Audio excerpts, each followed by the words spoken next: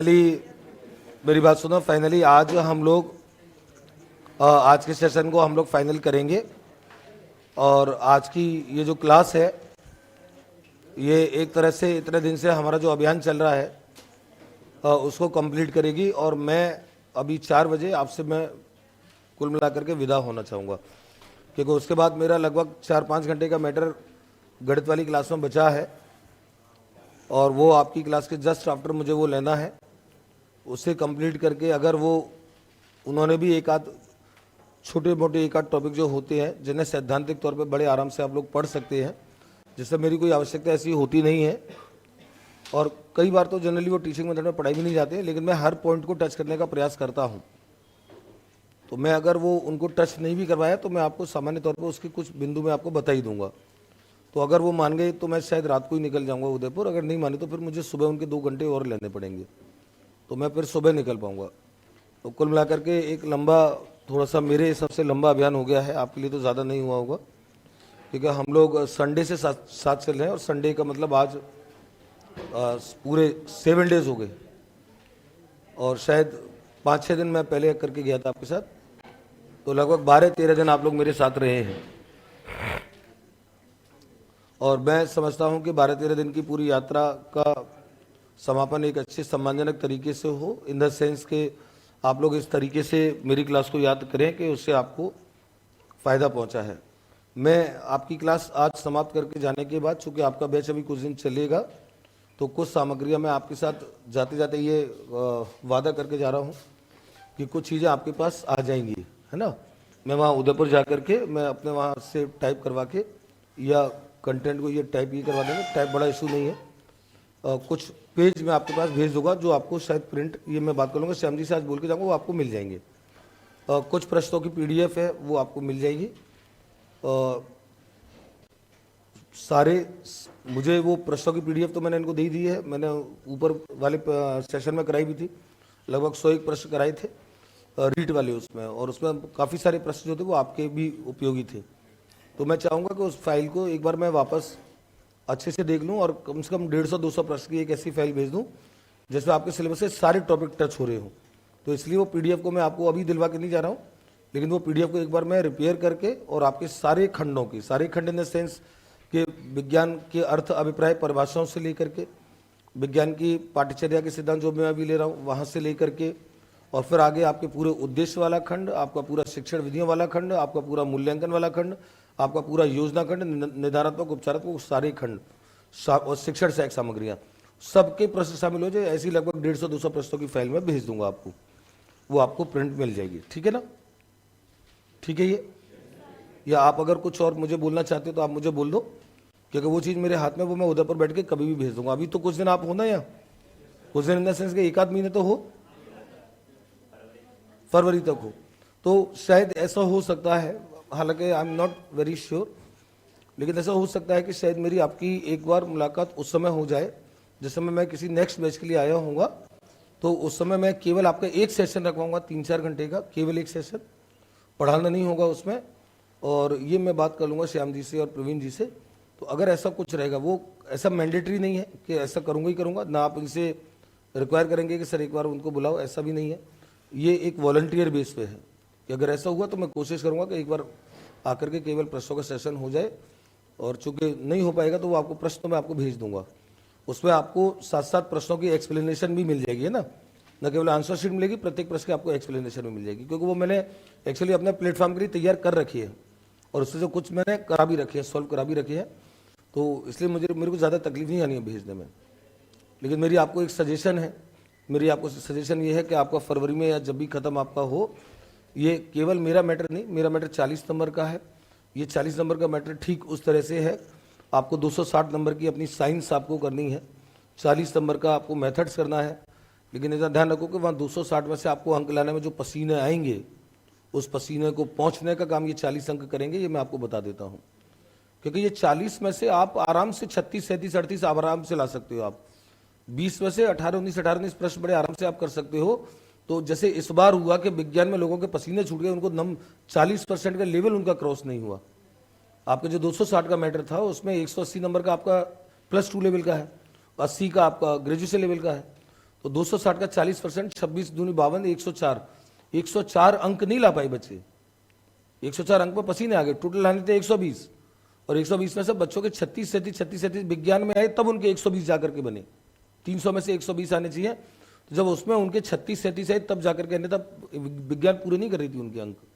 और ये आपको पता है इस साल हाल ही हुआ। तो मैंने आपको कहा कि ये 40 अंक आपके लिए एक बहुत अच्छे बोनस की तरह रहेंगे, ये आपके सिलेक्शन में महत्वपूर्ण भूमिका निभाएंगे। तो कंटेंट को सब कंटेंट सारी कवर करना है। मेरा कंटेंट आपको कवर करने के दौरान भी आपको परेशान नहीं करेगा, ये सारा कुछ आपके मस्तिष्क में है। आप जब भी कॉपी उठा करके देखेंगे, प्रश्नों को जब आप अभ्यास हल कर रहे होंगे, निश्चित तौर पर आपको ये प्रतीत हो रहा होगा उस समय, और आप उस समय मुझे याद करना मेरे कथन को कि सर ने ये बोला था, वो सारी चीज़ें आपको, हर बात आपको कनेक्ट हो रही होगी पक्का।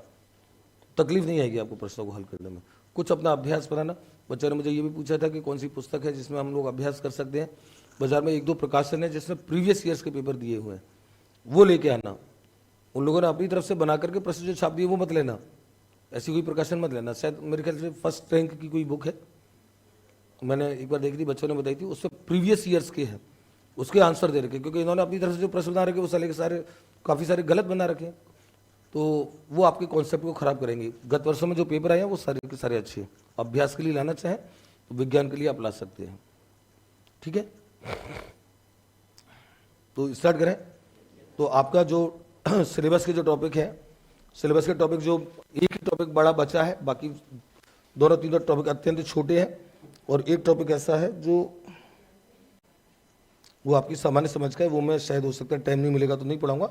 विज्ञान का अन्य विषयों से संबंधित, तो वो आप अन्य विषयों से जनरली वैसी रिलेशन आप कर लेते हो। तो हम लोग शीर्षक डालेंगे, आप लोग शीर्षक डाल लें, विज्ञान पाठ्यचर्या के सिद्धांत तथा प्रभावित करने वाले कारक।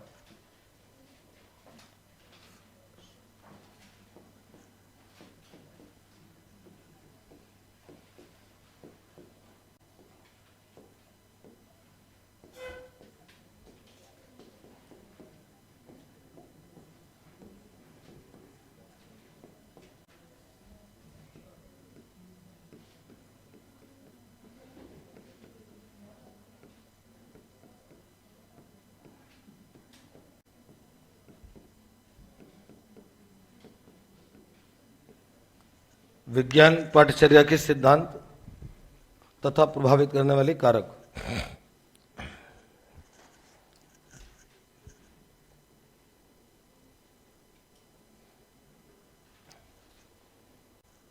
और आप जानते हो पाठ्यचर्या जो होती है, आपको याद है आप बीएड में करके आए थे, बीएड में तो ये काफ़ी बड़ा प्रश्न इसका बनता है, और ये प्रश्न बहुत ज़्यादा आता है कि करिकुलम और सिलेबस में क्या अंतर होता है।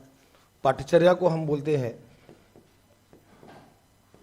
पाठ्यचर्या जो होती है वो होती है हमारा करिकुलम, और पाठ्यक्रम जो होता है, पाठ्यक्रम जो होता है वो हमारा होता है सिलेबस, है ना। इन दोनों में से व्यापक अवधारणा जो होती है, व्यापक अवधारणा, ये बीएड के सबसे प्रमुख प्रश्नों में एक प्रश्न होता है। बीएड के अध्ययन में एक बड़ा प्रमुख अध्ययन होता है, हमेशा ये आते ही आता है प्रश्न। अगर आपने बीएड के प्रश्न दिए होंगे, आपको तो ये भी याद नहीं होगा कि कौन कौन से प्रश्न आए, कौन से प्रश्न करके आए, क्योंकि आप सब उनको धकिया करके आए हो। अच्छा, जैसा आप दे करके आते हो पेपर, ऐसे ही जांचने वाला होता है, वो भी दे दवा देता है। मैंने तो बीएड में किसी के फेल होते देखा नहीं, बहुत अपवाद स्वरूप कोई हो तो हो। जैसे आप उत्तर दे के आते हो वैसे वो अंक दे देते हैं, आंख बंद करके, आंख बंद करके ये आप दे के आते हो, आंख बंद करके वो उत्तर दे देते, ऐसा होता है ना। तो कई बच्चे ऐसे हैं कि जिनका रिजल्ट आने के बाद उनको खुद को ही आश्चर्य होता है कि इतने अंक मेरे आ कहाँ से गए। मैं पक्का बता रहा हूँ, उनको आश्चर्य होता है कि मेरे इतना अंक कहाँ से गए, इतना तो मैंने किया ही नहीं था, इतना तो उसको आता ही नहीं था। 75, 80% अंक हैं। तो चलो फटाफट देखें, करिकुलम और सिलेबस, इन दोनों के अंतर को सबसे पहले जाने हम लोग, फिर उसके बाद अपनी चर्चा को आगे बढ़ाएंगे। करिकुलम क्या होता है, करिकुलम, इन दोनों में व्यापक अवधारणा कौन सी है, संकीर्ण अवधारणा कौन सी है, ये आप जानते हैं। सिलेबस जो होता है, पाठ्यक्रम, वो एक संकीर्ण अवधारणा है and a part of curriculum. Syllabus जो होता है वो करिकुलम का एक पार्ट होता है। तो करिकुलम क्या होता है, करिकुलम की उत्पत्ति जो है लैटिन भाषा के, अगर मैं करिकुलम की उत्पत्ति बोलूं तो करिकुलम की उत्पत्ति लैटिन भाषा के एक शब्द से हुई है, और ये आपको परीक्षा में कई बार आता है। क्यूरियर। क्यूरियर लैटिन भाषा का शब्द है और लैटिन भाषा के इस शब्द का मतलब होता है दौड़ का मैदान। दौड़ का मैदान। तो करिकुलम क्या है? दौड़ का मैदान। और दौड़ के मैदान का भावार्थ क्या होगा? ये तो शब्दार्थ है। दौड़ के मैदान का भावार्थ होगा कि एक बच्चा कितनी दौड़ लगा सकता है, एक बच्चा कहां तक जा सकता है, वो पूरा मैदान जहां पे बच्चे को दौड़ना है। तो पाठ्यचर्या में वे सारे बिंदु निहित होते हैं जिसमें पाठ्यक्रम के अलावा उसके व्यक्तित्व के अन्य सारे पक्षों के सारे बिंदु होते हैं। वो सारे एस्पेक्ट इसके अंदर निहित होते हैं, वो पाठ्यचर्या होती है। इस वृहद अवधारणा का निर्माण उस बच्चे की आयु, उस बच्चे के आयु के अनुसार बौद्धिक स्तर और उन सारी चीजों को ध्यान में रख करके किया जाता है, जहां पे समाज की अपेक्षाएं जो रहती हैं, शिक्षाविदों के द्वारा निर्धारित मापदंड जो रहते हैं, उसके अनुसार पाठ्यचर्या का निर्धारण होता है। करिकुलम का सिलेबस उसका एक पार्ट होता है। और जब पाठ्यचर्या का निर्धारण करते हैं किसी भी विषय के लिए तो उस समय कई बिंदु ध्यान में रखे जाते हैं। वो पाठ्यचर्या कैसी हो, उस पाठ्यचर्या से जुड़े ऐसे कौन से मानक हैं कि जब हम किसी भी क्लास के किसी भी कक्षा वर्ग के लिए जब एक पाठ्यचर्या निर्धारित हो रही होगी तो आप समझ सकते हो कि कुछ मापदंड, कुछ न्यूनतम मापदंड निर्धारित होंगे। मैं अगर मान लीजिए कक्षा 6 के लिए पाठ्यचर्या की बात अगर करूं या कक्षा 7 के लिए करूं, कक्षा 8 के लिए करूं, आप कोई क्लास लें, कक्षा 7 का बच्चा 7 और 5 12 वर्ष का होता है, तो ये ध्यान रखना पड़ेगा कि उस 12 वर्ष के बालक की संज्ञानात्मक क्षमताएं क्या है, शारीरिक संवेगात्मक स्थिति क्या होती है। वो सारी चीजों को ध्यान में रख करके पाठ्यचर्या का निर्धारण होगा। तो हम ऐसे उन सिद्धांतों पे हम लोग बात करेंगे कि पाठ्यचर्या जब निर्धारित की जाती है तो कौन कौन से बिंदुओं को दृष्टिगत रखा जाता है और इसको प्रभावित करने वाले, प्रभावित का मतलब ऐसी कौन सी चीजें होती है जिनका अफेक्ट इसके निर्माण के समय पड़ता है। उन सारी चीजों को हम लोग समेट लें। एक बार लिखना शुरू करें आप लोग। हम जानते हैं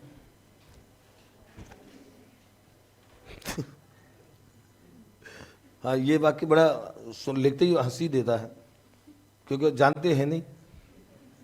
हम जानते हैं कि पाठ्यचर्या, हम जानते हैं कि पाठ्यचर्या एक वृहद संप्रत्यय है। पाठ्यचर्या एक वृहद संप्रत्यय है जिसके अंग्रेजी शब्द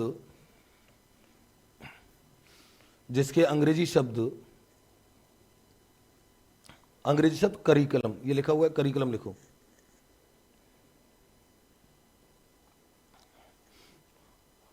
करिकुलम की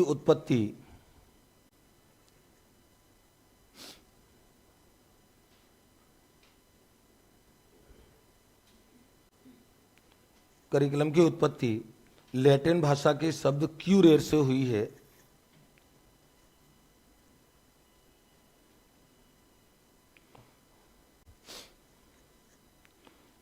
क्यूरेर से हुई है जिसका अर्थ दौड़ का मैदान होता है।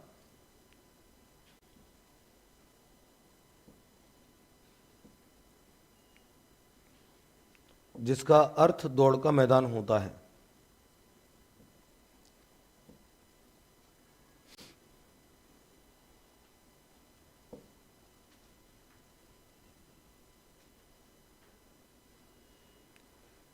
फुल स्टॉप लगा लो। पाठ्यचर्या से अभिप्राय, पाठ्यचर्या से अभिप्राय एक ऐसी अवधारणा से होता है, पाठ्यचर्या से अभिप्राय एक ऐसी अवधारणा से होता है, एक ऐसी अवधारणा से होता है जिसमें वे समस्त क्रियाएं शामिल होती हैं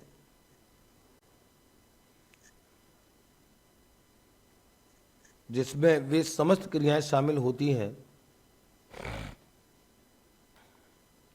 जो किसी बालक के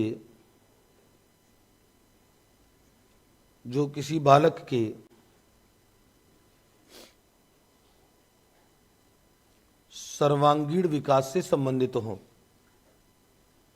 जो किसी बालक के सर्वांगीण विकास से संबंधित हो।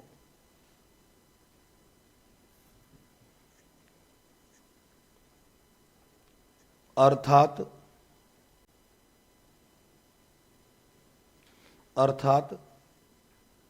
जिनका उद्देश्य अर्थात जिनका उद्देश्य बालकों में अर्थात जिनका उद्देश्य बालकों में विभिन्न मूल्यों का निर्माण करना हो, विभिन्न मूल्यों का निर्माण करना हो, विभिन्न मूल्यों का निर्माण करना हो।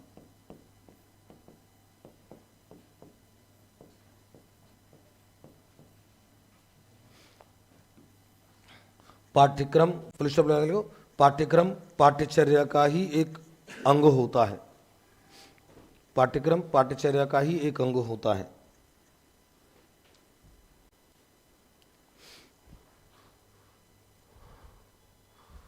तो कुछ परिभाषाएं लिख लो एक बार आप लोग। परिभाषाएं थोड़ा सा, क्योंकि इसकी जुड़ी परिभाषा बड़ी इंपॉर्टेंट है, परीक्षा में आती भी है। एक दो परिभाषा मैं आपको लिखा देता हूं और वो ये स्पष्ट भी करेंगी कि पाठ्यचर्या क्या है। वो पाठ्यचर्या की परिभाषाओं के सापेक्ष हम लोग बात करेंगे। सबसे पहली परिभाषा लिखेंगे कनिंघम की, मोस्ट इंपोर्टेंट है, परीक्षा में बहुत ज्यादा आती है। कनिंघम के अनुसार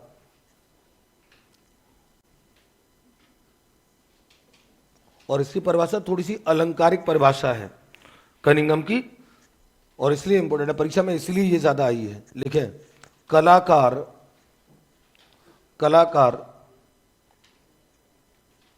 कोष्टक में लिख लो शिक्षक,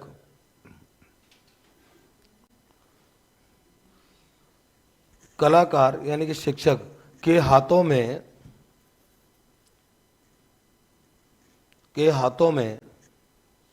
यह, कलाकार यानी कि शिक्षक के हाथों में यह यानी कि पाठ्यचर्या, कोष्टक में लिखो पाठ्यचर्या,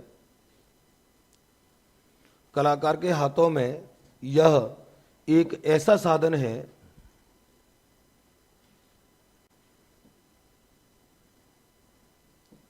जिसका वह विद्यार्थियों को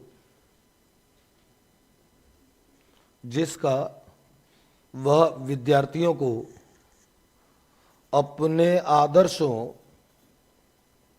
जिसका वह विद्यार्थियों को अपने आदर्शों, कोष्टक में लिखो उद्देश्यों के अनुसार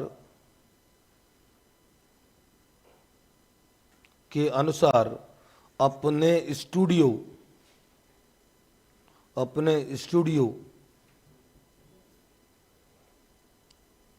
जिसका वह विद्यार्थी को अपने आदर्शों यानी कि उद्देश्यों के अनुसार अपने स्टूडियो, कोष्टक में लिखो विद्यालय में ढाल सके।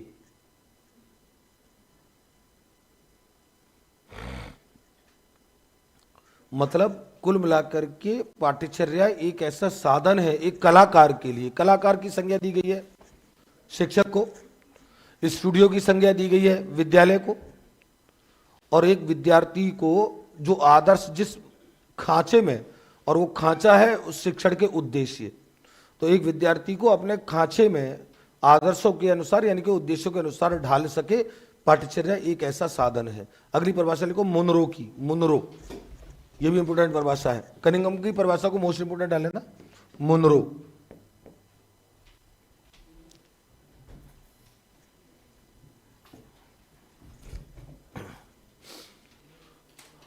पाठ्यक्रम में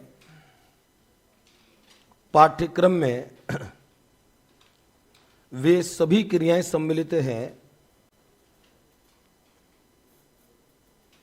पाठ्यक्रम में वे सभी क्रियाएं सम्मिलित हैं जिनका पाठ्यक्रम में वे सभी क्रियाएं सम्मिलित हैं जिनका हम शिक्षा के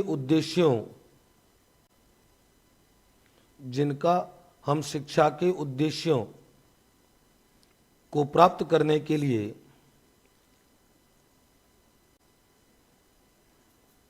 शिक्षा के उद्देश्यों को प्राप्त करने के लिए विद्यालय में प्रयोग करते हैं।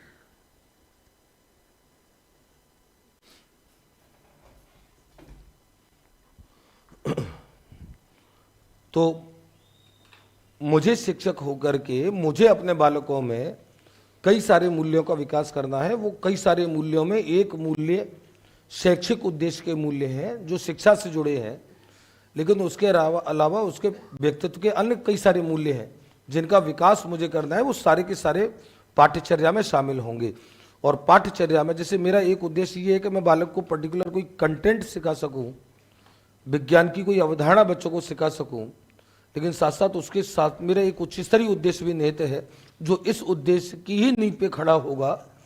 वो उद्देश्य है कि उसमें कुछ उच्च स्तरीय कौशल भी निर्धारित कर सकूं, वो उत्पन्न कर सकूं। तो मैं अगर मान लीजिए बालक को विज्ञान की पर्टिकुलर कोई अवधारणा में अगर मान लीजिए गुरुत्वाकर्षण के नियम बच्चे को सिखाना चाह रहा हूं, तो इस गुरुत्वाकर्षण नियम को सिखाने के साथ साथ मेरा उद्देश्य ये है कि ऐसे कई सारे नियम या ऐसे कई सारे सिद्धांतों के साथ उसमें कुछ और मूल्यों का निर्माण हो। तो कुछ और मूल्यों का जो निर्माण होगा उसको हम एक जगह अपने सामान्य उद्देश्य कह चुके हैं, उसे हम उच्च स्तरीय उद्देश्य कह चुके हैं। तो केवल गुरुत्वाकर्षण नियम जानना है या आर्किमिडीज का नियम जानना है या विलयशीलता अविलयशीलता की बात करना है या चालक कुचालक की बात करना है या किसी पुष्प पादप के विभिन्न अंगों को जानना, केवल ये हमारे छोटे छोटे उद्देश्य हैं। लेकिन इन सब के पीछे बालक के चिंतन में जो तत्व हमको पैदा करना है, वो तत्वों का निर्धारण भी पाठ्यचर्या में होगा। वो सारे के सारे मूल्य ये पाठ्यचर्या का अंग होते हैं। तो कुल मिलाकर के एक स्टूडियो में, एक विद्यालय में बालक को अपने अनुसार डिजाइन करना है टीचर को, ये उसका एक साधन है। इस पाठ्यचर्या को निर्माण के कुछ उद्देश्य होते हैं, सिद्धांत तो हम लिखेंगे, लेकिन इस पाठ्यचर्या निर्माण के कुछ उद्देश्य होते हैं। छोटा सा शीर्षक डालो, पाठ्यचर्या निर्माण के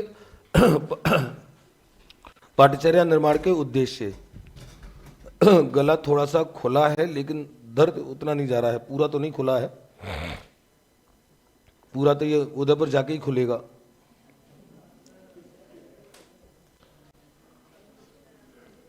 उधर पर जाकर के ऐसे खुलेगा।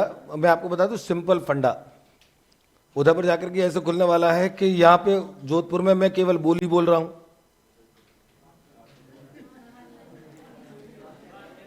और वहां जाकर के मैं केवल सुनना ही सुनना है, क्योंकि वहां बोलने का अवसर मिलेगा नहीं।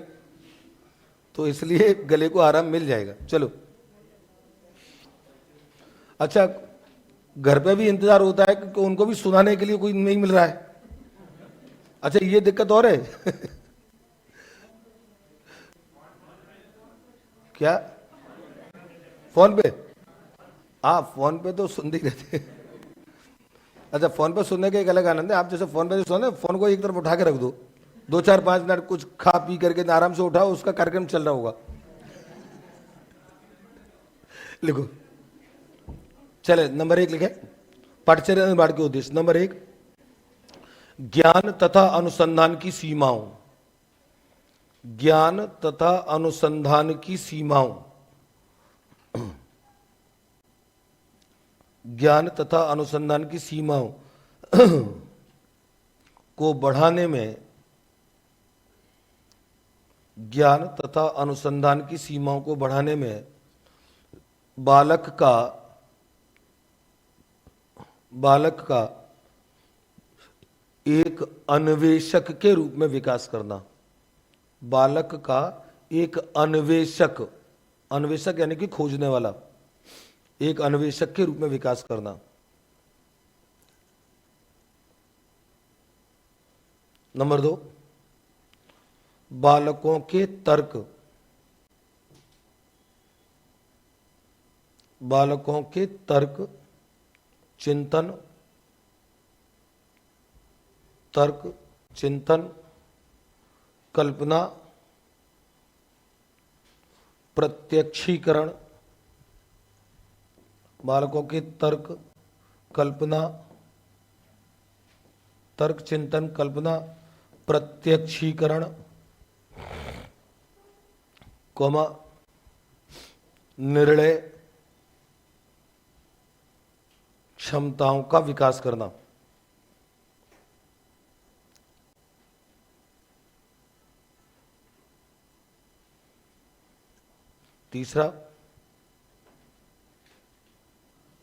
तीसरा बालकों की रुचियों बालकों की रुचियों कोमा मनोवृत्तियों, बालकों की रुचियों, मनोवृत्तियों, क्षमताओं तथा योग्यताओं का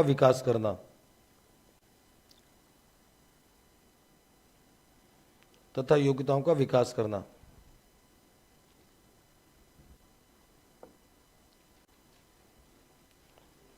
नेक्स्ट,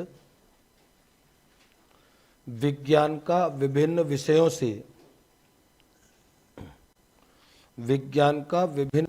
से अंतर संबंध जानना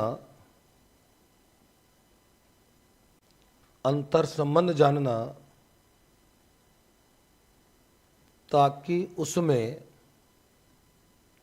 विज्ञान का विभिन्न विषयों से अंतर संबंध जानना ताकि उसमें ज्ञान का एक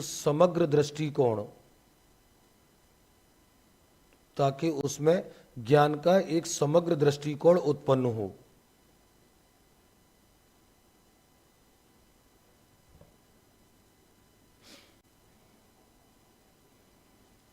नेक्स्ट, बालकों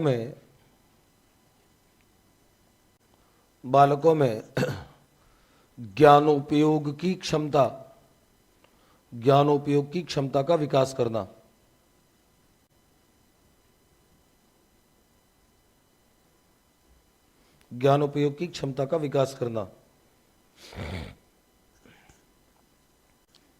और लास्ट,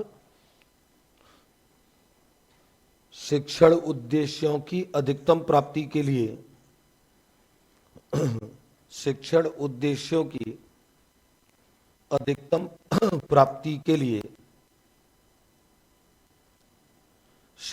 अधिगम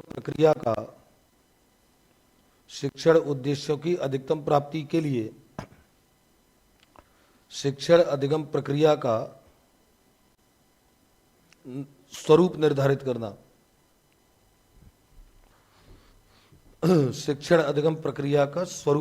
करना,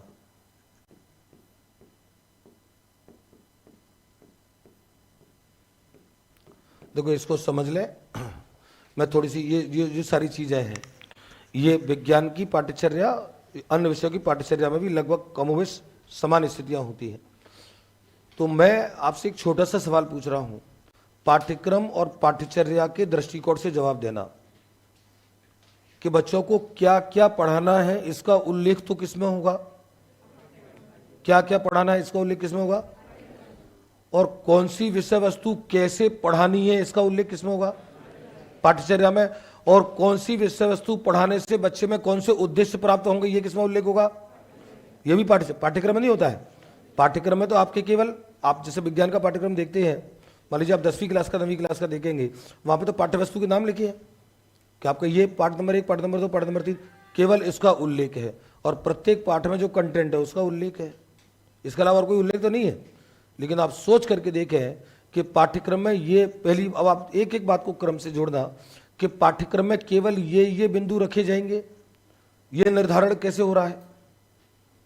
पाठ्यक्रम में केवल ये बिंदु रखे जाएंगे। 9वीं क्लास के बच्चे के सिलेबस में ये होगा, पाठ्यक्रम में 10वीं क्लास के में ये होगा, और जो 10वीं क्लास के सिलेबस है वो 8वीं क्लास या 7वीं क्लास में हम नहीं देंगे। ये निर्धारण किसने किया?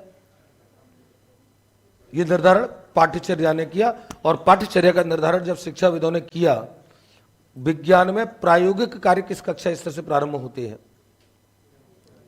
प्राथमिक स्तर, उच्च प्राथमिक स्तर, माध्यमिक स्तर या उच्च माध्यमिक स्तर? और इसका उत्तर उच्च माध्यमिक नहीं, ध्यान रखो, माध्यमिक स्तर है। माध्यमिक स्तर से प्रायोगिक कार्य प्रारंभ। ये प्रश्न परीक्षा में आया हुआ भी है।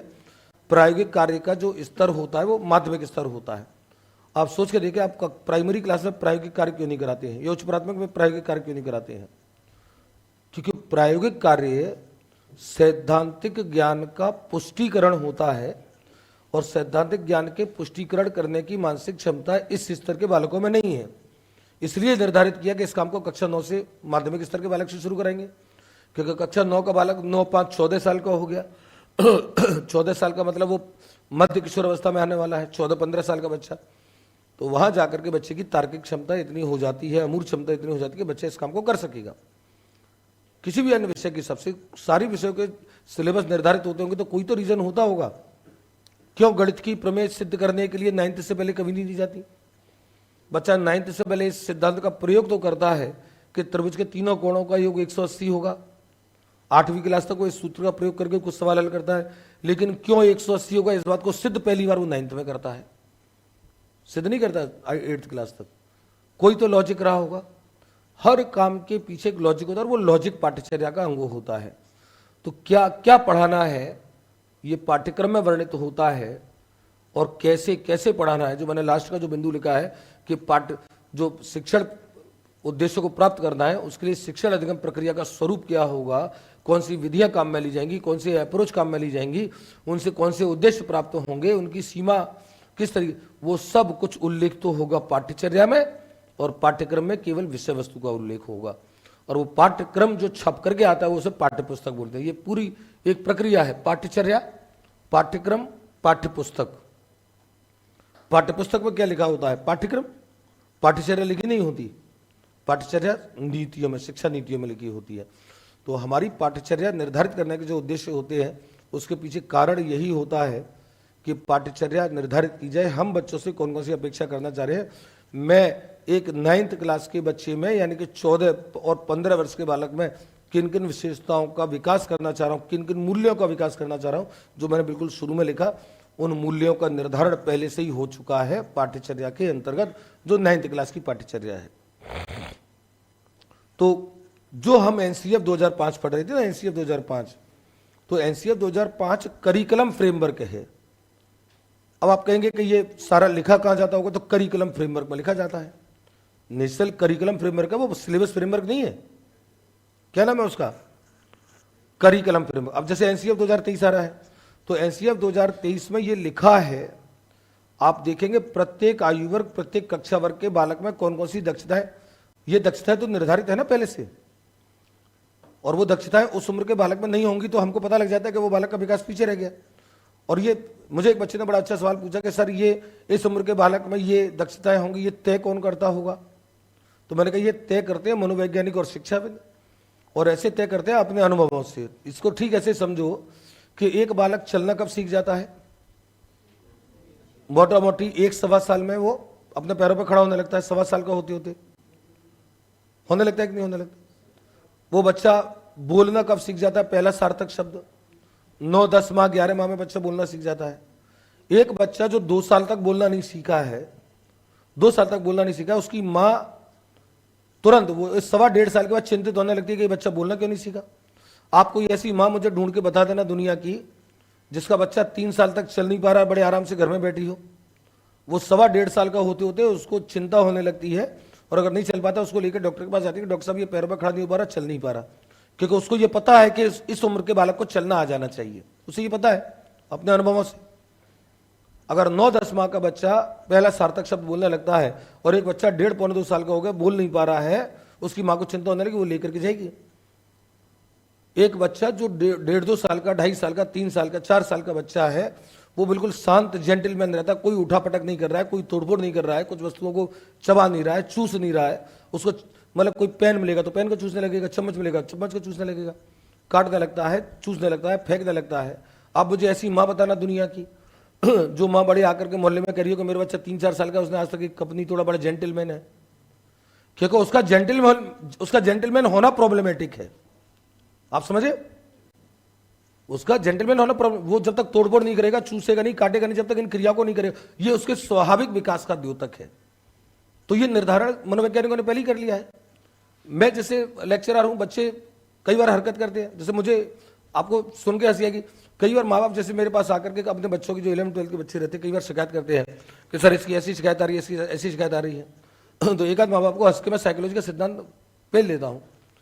एक माँ बाप ने जैसे आकर के उसका 12th में बच्चा, उसका सर इसकी ऐसी शिकायत आ रही है, ऐसी शिकायत आ रही है कि ये यूँ हरकत करता है, घर में कोई बात करो तो सीधे सुनता नहीं है, सीधे जवाब देता है, खड़ा जवाब देता है, विद्रोह करता है, कोई बात मानता नहीं है। और अब तो इसकी शिकायत आ रही है, अब तो ये जो कन्याशाला है उधर की तरफ और घूमने जाने लगा है। हाँ, मैं आपको सच बता रहा हूँ। तो मैंने हंस करके उसको कहा, मैंने हंस करके कहा कि वो आपकी बात नहीं मानता, उसको बिल्कुल नहीं मानता, अड़ता है। एकदम जोर पकड़ता है। मैंने कहा वो ये सोचता होगा कि वो मतलब मेरी बात मानी जाए, हाँ वो हमेशा ये कहता है कि मेरी बात मानी जाए। तो मैंने कहा कि ये जितनी भी हरकतें आपने बताई हैं तो आपको खुश होना चाहिए कि वो ये सब कर रहा है। हाँ वो ये सब, अरे गुरुजी कोई बात नहीं मानता। तो मैंने कहा आप खुश हो कि वो ये सब कर रहा है, कि वो करने साले की तरफ जा रहा है। तो मैंने कहा कि अगर उसको साइकोलॉजी के परिप्रेक्ष्य में बोलूं तो अगर उसके अंदर ये भावना का विकास हो रहा है तो भी सही है, अगर ऐसा विकास हो रहा है तो भी सही है। दिक्कत तो तब हो, मतलब आपको दिखवाना तो उसको जगह जब उधर पलट के देखे ही नहीं तो दिखवाना है, ऐसे थोड़ी दिखवाना है। उसका कारण आप समझते हो, आप समझ जाओगे। मनोविज्ञान जब आपने पढ़ा है तो ये संवेगात्मक अस्थिरता का काल होता है, तीव्र संवेगात्मक परिवर्तनों का काल होता है, विपरीत लिंगी प्रति आकर्षण का काल है, विद्रोह की भावना का काल है, स्व सेल्फ की भावना के विकास का काल है। तो एक किशोर जो ऐसी कोई हरकत नहीं कर रहा है या उसके अंदर स्व की भावना नहीं है, सेल्फ की भावना नहीं है, संवेगात्मक परिवर्तन नहीं है, तो प्रॉब्लमेटिक है। और आपको पता है ये मेरी परिभाषा नहीं, ये सिगमंड फ्राइड की परिभाषा है कि एक किशोर यदि किशोरावस्था में, सिगमंड फ्राइड की परिभाषा आप देखेंगे कि एक किशोर यदि किशोरावस्था में सामान्य व्यवहार करता है तो यह असामान्य बात है। ये परिभाषा है। ये ठीक उस तरह से जैसे 2 साल 2.5 साल 3 साल का बच्चा बड़े जेंटलमैन है, किसी से कुछ नहीं बोलता ना तोड़ता फोड़ता, अरे उसको घर की चीज तोड़नी फोड़नी चाहिए, उसे कोई ना कोई चीज, उससे प्रतिवर्ती क्रियाओं का समय चूसेगा काटेगा, होता है कि नहीं होता है। तो ये सारी चीजें अभिवृद्धि विकास के नियम हमको बताते हैं, मनोविज्ञान के नियम हमको बताते हैं कि किस आयु वर्ग के बालक में कौन सा विकास कब होता है और ये दक्षताएं कौन सी आयु में कब आ जानी चाहिए, उसके अनुसार पाठ्यचर्या का निर्धारण होगा। मैं समझ रहा हूं बात क्लियर है। लेकिन शीर्षक डालें पाठ्यचर्या निर्धारण के सिद्धांत। तो आपके घर में मेरे तो सुनो, मैं जिन सर से साइकोलॉजी पढ़ा, मैं बीएड कर रहा था। देखो मैं कल किसी बच्चे को बोल रहा था, आप इसको, मैं हाँ मेरे को याद आ गई, मैं कई बार आपकी बीएड को मैं आपको डांटता डपटता रहता हूँ। उसके पीछे कारण ये है कि मैंने बीएड जिस तरीके से की है आप सोच नहीं सकते हैं। मतलब स्कूल से पढ़ करके, अनुशासन से निकल करके, घने सारे अनुशासन निकल के कॉलेज में आ गए, कॉलेज में आ गए हॉस्टल में रह रहे हैं तो नेतागिरी आ गई दिमाग में, एकदम वो आ गया कि कॉलेज के हो गए। उस नेतागिरी में करते करते बीएससी, फिर एमएससी, यूनिवर्सिटी, फिर हो गया बीएड में सिलेक्शन। तो मैंने जिस बीएड कॉलेज से किया उस बीएड के कॉलेज ने हमको कुत्ता बना दिया। कुत्ता बनाने का मतलब आप समझ रहे हो, उन्होंने ऐसे रगड़ा करके बीएड कराई, उस समय 1 साल की बीएड होती थी, तो ऐसे रगड़ा करके बीएड कराई कि हम अपने स्कूल में जितना डर के नहीं रहते थे उतना बीएड में डर के रहते थे। Per day class, per day मतलब यूनिफॉर्म, पर डे डिसिप्लिन से आना, प्रेयर करना पूरे 8-8 पीरियड। तो मैंने कहा इन्होंने तो सारी वो हेकड़ी जो थी यूनिवर्सिटी कॉलेज सारी की सारी 2 मिनट में निकाल दी।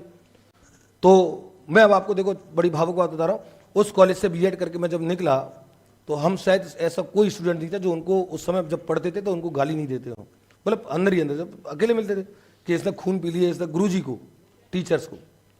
उस कॉलेज से निकलने के बाद फिर जब नौकरियां लग गई, फिर अपने कार्य क्षेत्र में कुछ ना कुछ बड़ा करने लगे, तो मैंने हमेशा इस बात को महसूस किया, मेरे साथियों ने हमेशा इस बात को महसूस किया कि अगर हमारे उन सम्मानित गुरुजनों ने अगर इस तरीके से बीएड नहीं कराई होती, इतनी मजबूत फाउंडेशन नहीं रखी होती, तो शायद कुछ करते नहीं।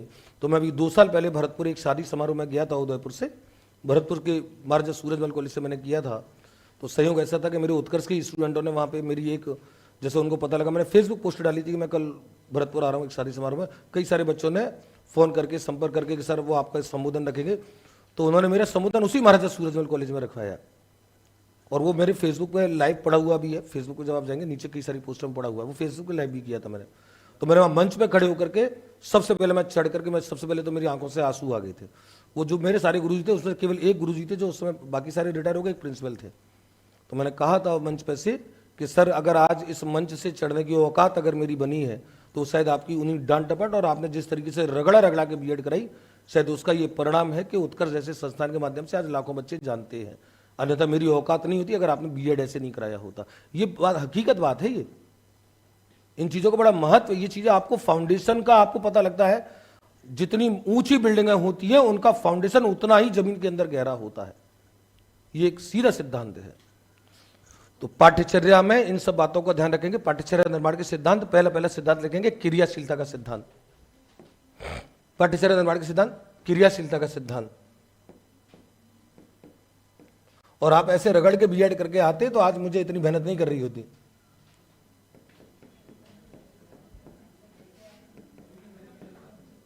हाँ, भरतपुर से, हाँ वो हमारे साथ, मैं जब पढ़ता था वो किले के अंदर चला, अभी तो शायद कहीं दूसरी जगह संचालित होता है वो, पहले वो महल खास के अंदर चलता था। लिखे क्रियाशीलता का सिद्धांत। इस सिद्धांत के अनुसार, क्रियाशीलता का सिद्धांत, इस सिद्धांत के अनुसार विज्ञान की पाठ्यचर्या इस प्रकार की हो, इस सिद्धांत के अनुसार विज्ञान की पाठ्यचर्या इस प्रकार की हो कि बालक एक सक्रिय अधिगमकर्ता के रूप में, कि बालक एक सक्रिय अधिगमकर्ता के रूप में कार्य करे, एक सक्रिय अधिगमकर्ता के रूप में कार्य करे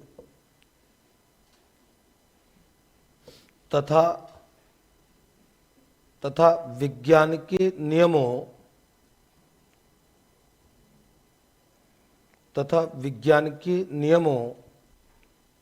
सिद्धांतों, विज्ञान के नियमों सिद्धांतों तथा विज्ञान की प्रक्रियाओं, विज्ञान के नियमों सिद्धांतों तथा विज्ञान की प्रक्रियाओं को केवल यंत्रवत न सीखे, को केवल यंत्रवत, मशीन की तरह, रोबोट की तरह यंत्रवत न सीखे, बल्कि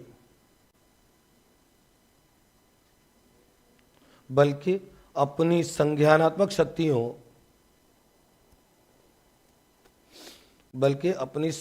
शक्तियों जैसे तर्क चिंतन आदि का प्रयोग करे, तर्क चिंतन आदि का प्रयोग करे। नंबर 2, उपयोगिता का सिद्धांत। उपयोगिता का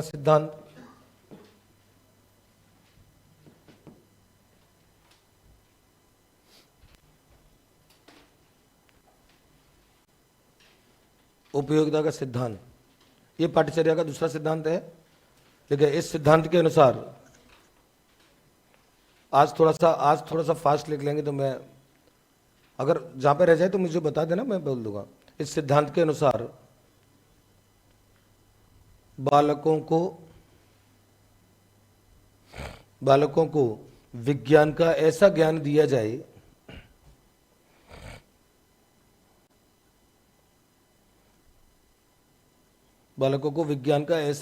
जाए, जिससे वे अपनी दैनिक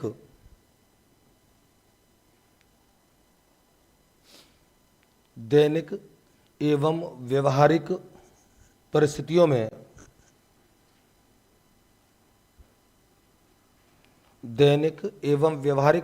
में उपयोग करने में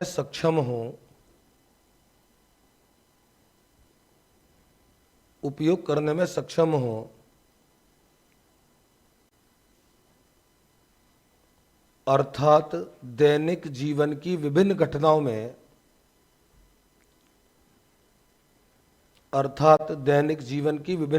में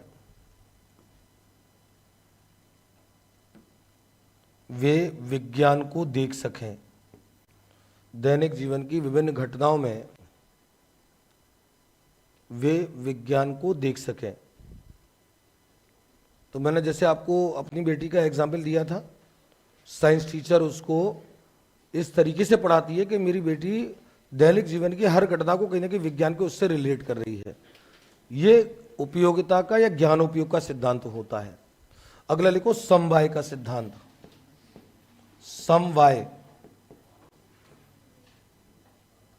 समवाय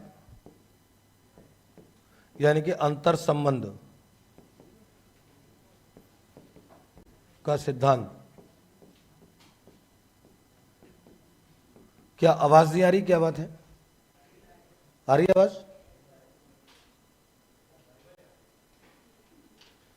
कैसी?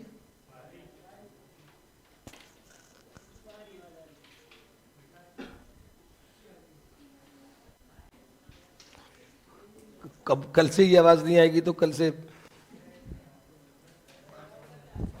चलो समवाय को आप जानते हो, मैंने अंग्रेजी में इसका शब्द बताया था कोरिलेशन। ये शब्द आपने एक जगह पढ़ा है, बताओ कहां पढ़ा है, बताओ कहां पढ़ा है? समवाय का सिद्धांत मैंने एक जगह आपको लिखाया है कि वो समवाय के सिद्धांत पे आधारित है। ये शब्द पहली बार नहीं आया आपके पास, दूसरी बार आया है या पहली बार आया है? पहली बार आया, बिल्कुल सही बात है। अब देखो, मैंने प्रायोजना विधि लिखाई थी, प्रायोजना विधि में मैंने दूसरा गुण लिखाया था। पहला गुण लिखाया था सहकारिता के सिद्धांत पे आधारित होती है, दूसरा लिखाया था समवाय के सिद्धांत पे आधारित होती है। नहीं लिखा है? फिर हाँ, ये हो सकता है जिसने बोला नहीं लिखा है पहली बार, तो उसके में नहीं लिखा होगा। समवाय के सिद्धांत, अंतर संबंधित का सिद्धांत क्या होता है? विज्ञान, सुने इधर, विज्ञान की पाठ्यचर्या इस प्रकार की हो। एक शब्द मैंने आपको शायद परिचित कराया था, समाकलित, समाकलित अध्ययन। ये अंतर समवाय का सिद्धांत इसी से निकलता है, इंटीग्रेटेड स्टडी। इंटीग्रेटेड स्टडी ये क्या होती है? इंटीग्रेट, आप में से कितने बच्चे ऐसे जो बीएससी बीएड करें इंटीग्रेटेड? हाथ नीचे करो। इंटीग्रेटेड स्टडी में आपको फर्स्ट ईयर जो है, फर्स्ट ईयर से आपके बीएससी के साथ साथ बीएड का कुछ कंटेंट चल रहा है क्या? सेकेंड ईयर में बीएड का कुछ कंटेंट चल रहा है क्या? चल रहा है ना? आपको एक्सीडेंटल टीचर नहीं बनाया जा रहा है, आपको टीचर डिजाइन करके टीचर बनाया जा रहा है। वो जो इंटीग्रेटेड कोर्स है, देखे इधर, एक बच्चा जो बीएससी करके फिर बीएड करने जाएगा, उसको लगता है कि ये कोई एक अलग चीज कर रहा है, और वो बीएससी बीएड कर रहा है, वो उस समय दोनों चीजों को साथ साथ पढ़ रहा है, उसको ये पता ही नहीं है कि ये दोनों अलग अलग है।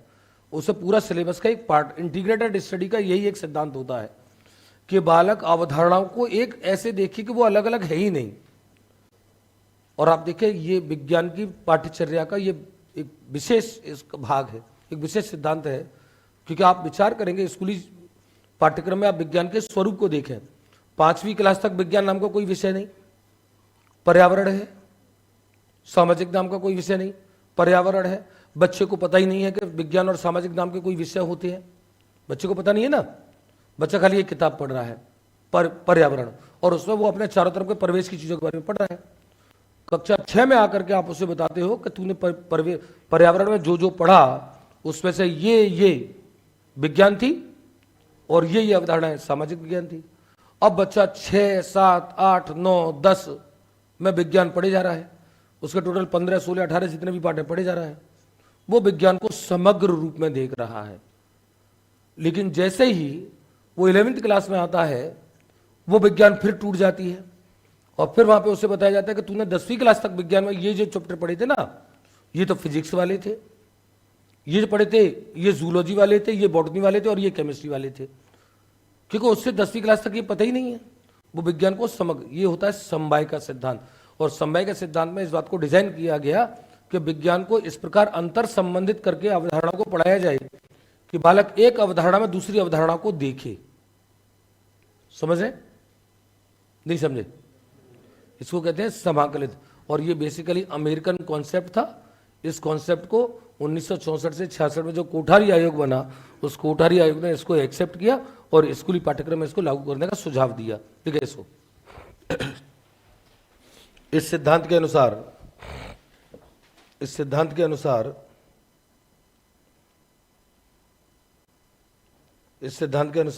विज्ञान की पाठ्यचर्या इस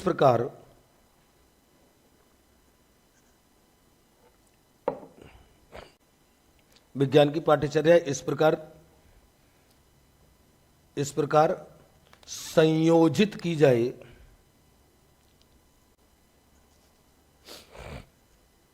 इस प्रकार संयोजित की जाए कि विज्ञान की विभिन्न शाखाओं कि विज्ञान की विभिन्न शाखाओं को एक दूसरे से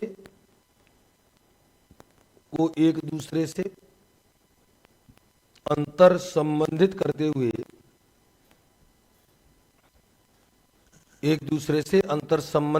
हुए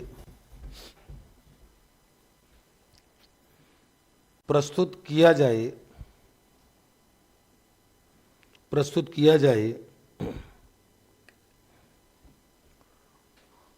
और इसका फायदा क्या होता है, ताकि, तो सुन ले एक बार, देखो एक दिमाग में एक सेंटेंस को भर लेना, छाप लेना कि जब भी पाठ्य वस्तु के अलग अलग अंगों को एक साथ मिला करके पढ़ाने का सिद्धांत जब लागू होगा उससे समवाय का सिद्धांत कहेंगे या उससे समाकलित सिद्धांत कहेंगे। ये प्रश्न जब जब आएगा कि क्यों हम zoology, botany, physics, chemistry in सब अवधारणाओं को एक किताब विज्ञान में देकर के पढ़ा रहे हैं, समाकलित तौर पे पढ़ा रहे हैं, इंटीग्रेटेड तौर पे पढ़ा रहे हैं, इस समाकलित अध्ययन का उद्देश्य क्या है। तो एक लाइन में इसका उत्तर याद कर लेना, हमेशा छाप के ना, ये आंख बंद करके ये उत्तर छपेगा कि सारी अवधारणाएं एक दूसरे से अंतर संबंधित करके इसलिए पढ़ाई जाती हैं कि बालक इनको पृथक पृथक ना देखे और उसमें ज्ञान का एक समग्र दृष्टिकोण पैदा हो। ज्ञान का एक समाकलित अध्ययन का जो मुख्य जो उद्देश्य है वो ये ज्ञान का समग्र दृष्टिकोण पैदा करना है। तो जब जब ये प्रश्न आएगा कि पाठ्यचर्या में ये समाकलित स्वरूप में क्यों पढ़ाई जाती है, क्यों 10वीं क्लास तक विज्ञान की विभिन्न शाखाओं को अलग अलग पुस्तक के रूप में ना पढ़ाकर एक ही पुस्तक में पढ़ाया जाता है, इसका कारण जब पूछा जाएगा, विकल्प में समग्र दृष्टिकोण का विकल्प दिखे, आंख बंद करके सर के बल खड़े होकर ठोक देना, आप तो चैलेंज गलत नहीं होगा आप, ठीक है, ताकि बालकों में ज्ञान का एक समग्र दृष्टिकोण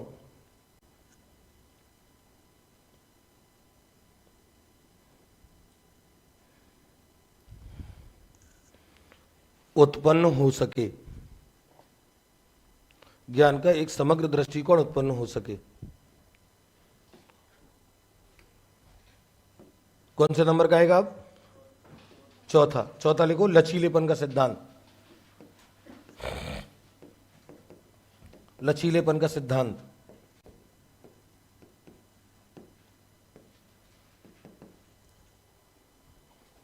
और लचीलापन, आप जानते हो लचीलापन किसे कहते हैं? क्या पाठ्यचर्या लचीली होनी चाहिए? नहीं। क्या तो लचीली होनी चाहिए, तो लचीले में क्या होगा?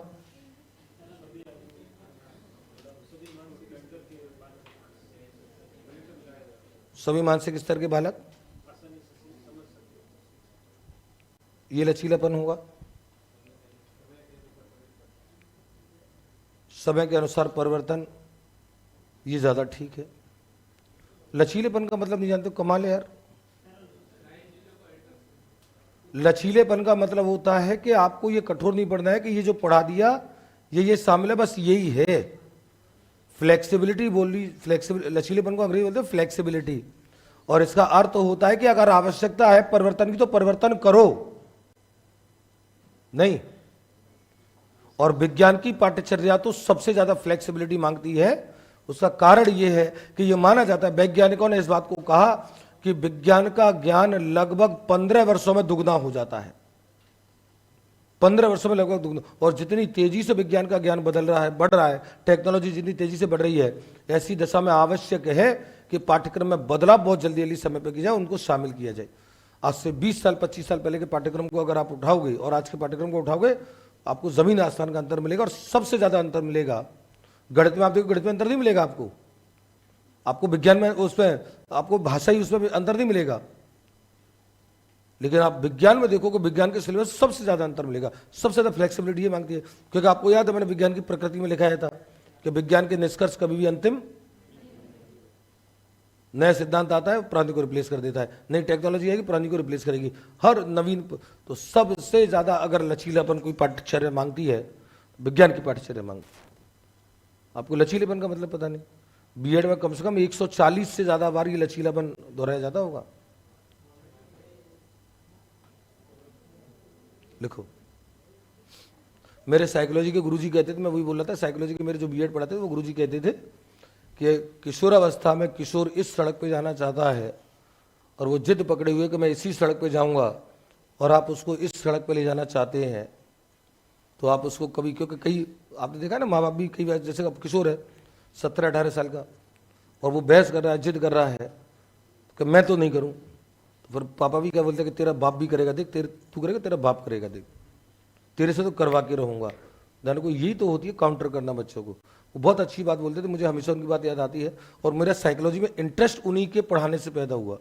प्रोफेसर ललित सिन्हा थे बिहार के, वो ये कहते थे बच्चा इधर जाना चाहता है और आप इधर ले जाना चाहते हो, तो ऐसे नहीं, आप उसको पहले उसके रास्ते पे जाओ, थोड़ा सा उसके साथ साथ जाओ और वहां से उसको टर्न देके इधर लेकर के आओ। हाँ सच, क्योंकि आप वहां पे काउंटर करोगे तो वो मानेगा ही नहीं। मेरा भतीजा बीटेक कर रहा था, कोटा से तैयारी कर रहा था, तो एक बार जैसे घर पे आया तो बड़े भैया वो सारी उसकी स्टडी नहीं देखता था, वो 2-3 दिन रुक करके बोला कि मैं कल कोटा जाऊंगा। उसके पापा ने कहा, मेरे भैया ने कहा कि नहीं, अब कल एक प्रोग्राम से हम नहीं जाने देंगे। कि नहीं, मेरे को जाना है। भैया बोलेगा तू जा करके देखा, तेरे हाथ पर तोड़ दूंगा तेरे। और वो एकदम के आप मुझे रोक के दिखाओ, मतलब जब एकदम किशोर एकदम अड़ता है ना, तो ऐसे अड़ता है वो। भैया एकदम मेरे पे चिल्लाने लगे, तूने बिगाड़ दिया है इसको, तू इतना। अरे मैंने कहा नहीं, उसको जाने दो, जाने दो उसको। करे ऐसे कैसे जाने दे? मैंने कहा मैंने फिलहाल तो आप जाओ यहाँ से, फिलहाल आप जाओ, मैं उसको जाने दो, उसको जा रहा है, उसको प्रोग्राम होगा काम, और उसको छोड़ के मैं, तू अपनी तैयारी कर, निकल जाना शाम को। करके निकल आया। फिर मैंने बीच में फ़ोन किया उसको 1-2 घंटे बाद, मैंने कहा तैयारी कर ली तूने अपनी जाने की? क्या देख रहा हूँ। फिर 1-1.5 घंटे बाद किया, मैंने कहा तू तैयार हो जा। फिर बोला कि कल कोई प्रोग्राम था, क्या था? मैंने कहा नहीं तू तो निकल तू, हम तो कर लेंगे।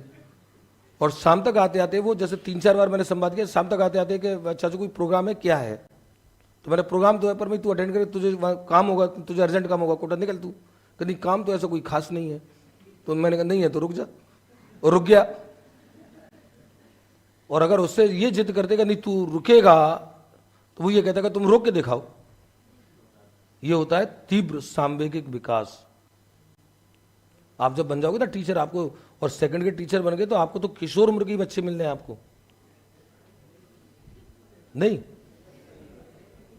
कई बड़े बड़े विचित्र प्रकार के मिलने हैं आपको। कई तो ऐसे विचित्र प्रकार के मिलेंगे कि आपको सोच करके हंसी आएगी। मुझे कई जीवन में बहुत विचित्र विचित्र प्रकार के स्टूडेंट मिले हैं। नहीं आप तो अच्छे हो, विचित्र नहीं है।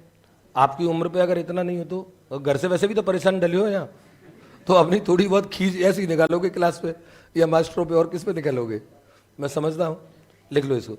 तो लचीलेपन का सिद्धांत, बदलाव का सिद्धांत।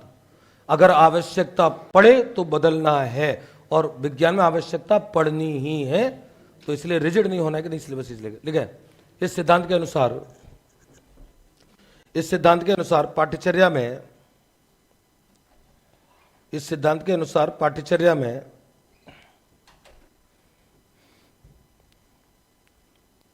आवश्यकता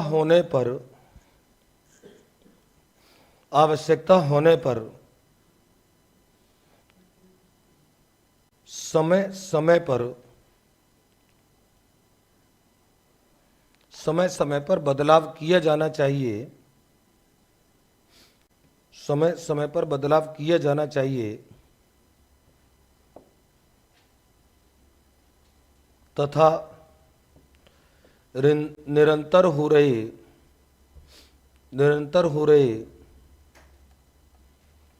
परिवर्तनों,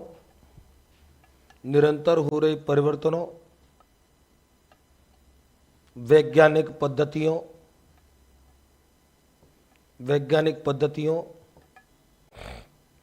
तकनीकों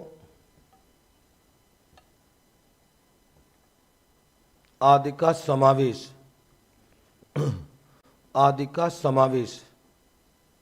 किया जाना चाहिए,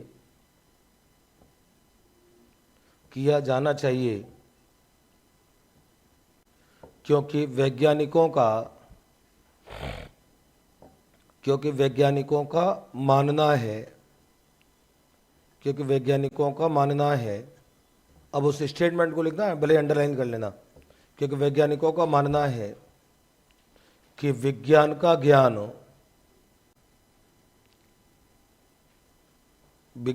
ज्ञान 15 वर्षों में लगभग दुगना हो जाता है। 15 वर्षों में लगभग दुगना हो जाता है तथा पाठ्यक्रम बालक के लिए होता है तथा पाठ्यक्रम बालक के लिए होता है, न कि बालक पाठ्यक्रम के लिए, न कि बालक पाठ्यक्रम के लिए।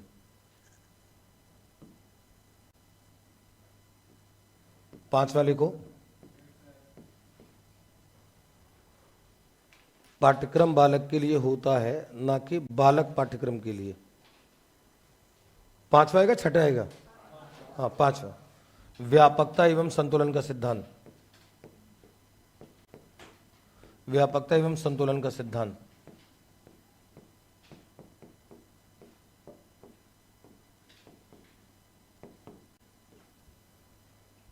व्यापकता एवं संतुलन का सिद्धांत। और यह सिद्धांत कहता है कि पाठ्यचर्या इतनी व्यापक हो, लेकिन व्यापक का मतलब बहुत ज्यादा ना हो, उसके अंदर एक संतुलन भी हो। अलग अलग क्षेत्र की जो पाठ्य वस्तु है, और आप देखते हो आपकी पाठ्यचर्या जब निर्धारित की जाती है तो उसमें भौतिक शास्त्र का, रसायन शास्त्र का, वनस्पति शास्त्र का, जंतु विज्ञान का, सबका एक बैलेंस रखा जाता है, केवल ही एक विषय। और जब आप उच्च स्तर पर आपको पता है हम जितना उच्च स्तर पर जाते जाते हैं उतना सूक्ष्म होते जाते हैं।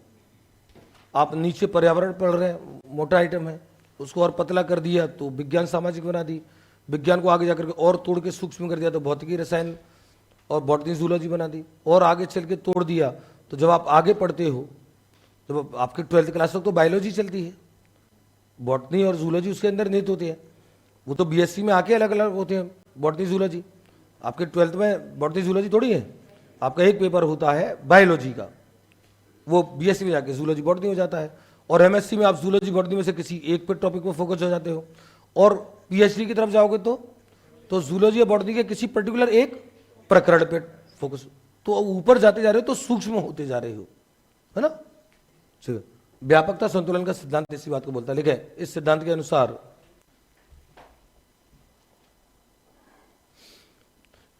के अनुसार पाठ्यचर्या में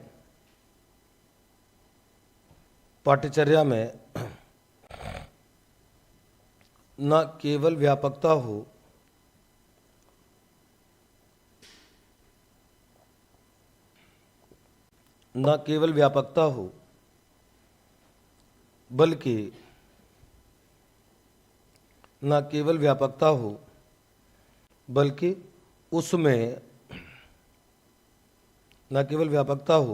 बल्कि उसमें विज्ञान के पृथक पृथक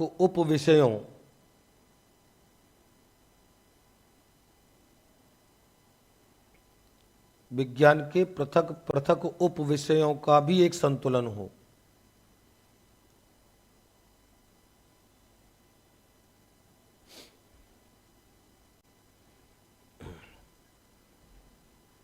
अगला, छठा, स्तरानुकूल का सिद्धांत।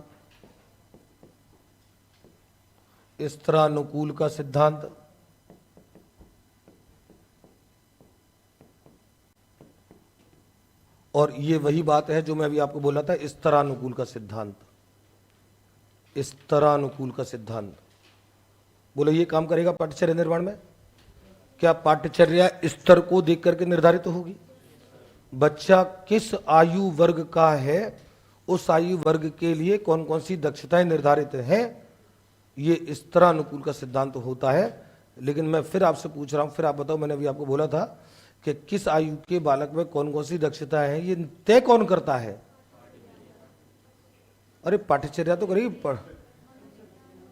हाँ, मनोवैज्ञानिक अभिवृद्धि और विकास के सिद्धांत तय करते हैं, मनोविज्ञान तय करता है, अभिवृद्धि विकास के सिद्धांत तय करते हैं कि किस आयु के बालक में क्या क्या दक्षताएं होती हैं, तो किस बालक को क्या चाहिए, उसका चिंतन कब किस स्तर पे है, तो उस स्तर के अनुसार उसको क्या देना है, ये इस तरह अनुकूल का सिद्धांत होता है, ये पाठ्यचर्या में विशेष तौर पे होता है।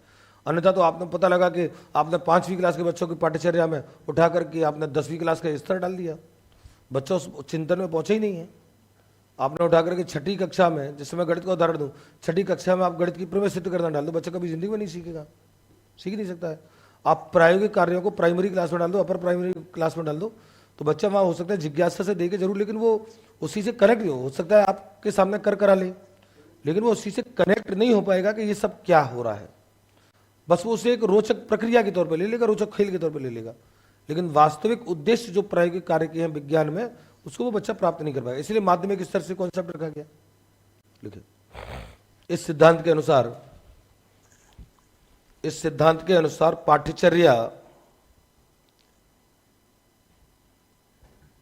पाठ्यचर्या अंडरलाइन करो आगे ना, पाठ्यचर्या विकास क्रम के सिद्धांतों को दृष्टिगत रखते हुए निर्धारित की जाए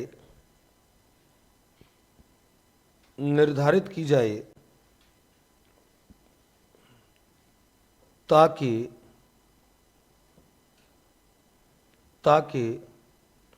उनके आयु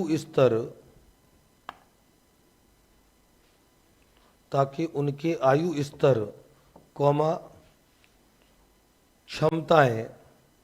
क्षमताओं है ना, क्षमताओं तथा रुचियों के साथ न्याय कर सके।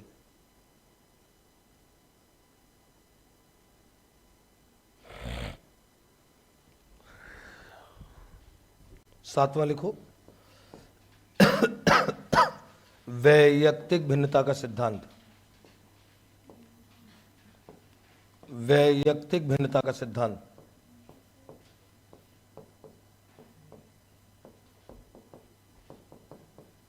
वैयक्तिक भिन्नता का सिद्धांत। और यह सिद्धांत कहता है, वैयक्तिक भिन्नता का सिद्धांत क्या बोलता है?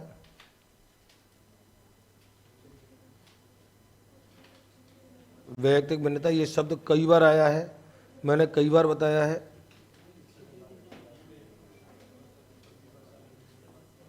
वैयक्तिक भिन्नता का सिद्धांत इस बात को कहेगा, अच्छा क्या पाठ्यचर्या में केवल कठिन कठिन कंटेंट रख दिया जाए, केवल सरल सरल रख दिया जाए? नहीं, मतलब सरल मध्यम कठिन सब प्रकार का, जैसे सारे मतलब वैयक्तिक भिन्नता का मतलब होता है कि कंटेंट पाठ्यचर्या का निर्धारण ऐसे हो जो सबके अनुकूल हो, सबको ध्यान में रख करके।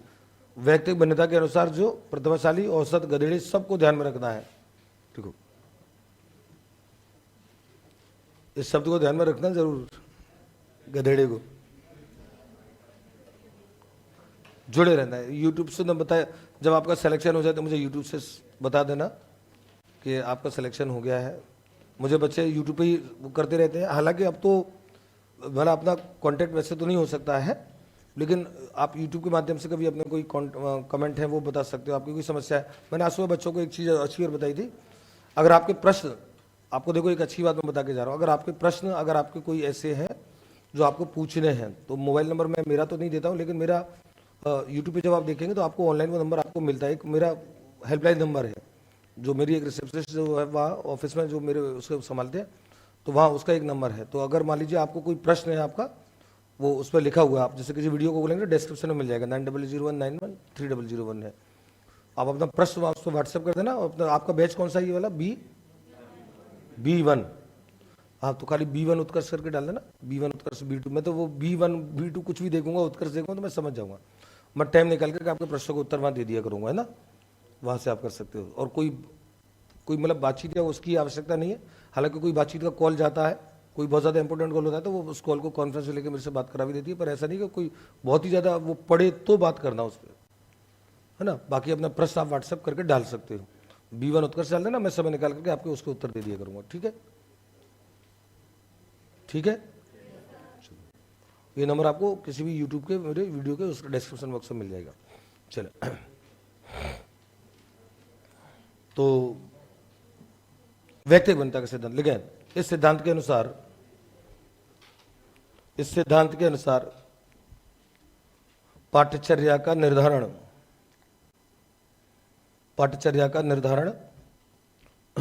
विभिन्न बौद्धिक स्तर के बालकों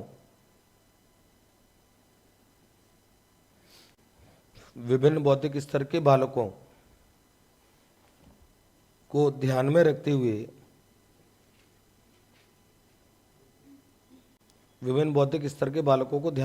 हुए किया जाए।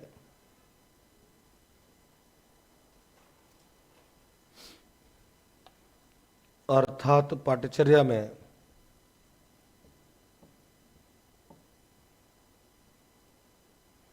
केवल जटिल विषय वस्तु ही ना हो।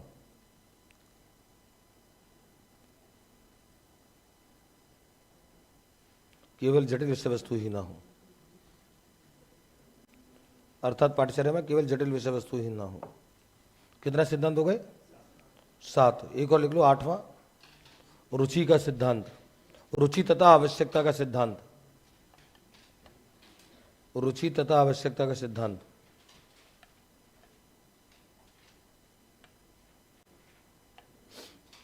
लिखे, इस सिद्धांत के अनुसार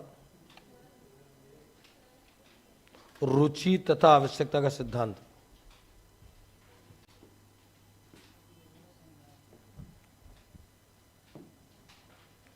इसमें एक आध कलर तो ऐसा था मैंने अभी तक यूज ही नहीं किया, ये बेबी पिंक करके देखो।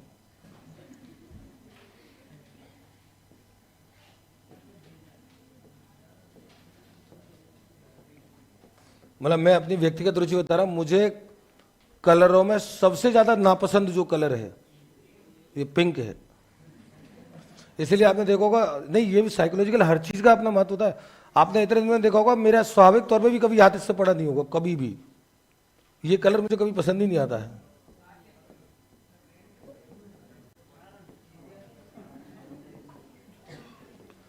नहीं, ब्लैक का तो एक दूसरा कारण है। नहीं, ब्लैक वैसे मेरे फेवरेट कलर ब्लू और ब्लैक ही है।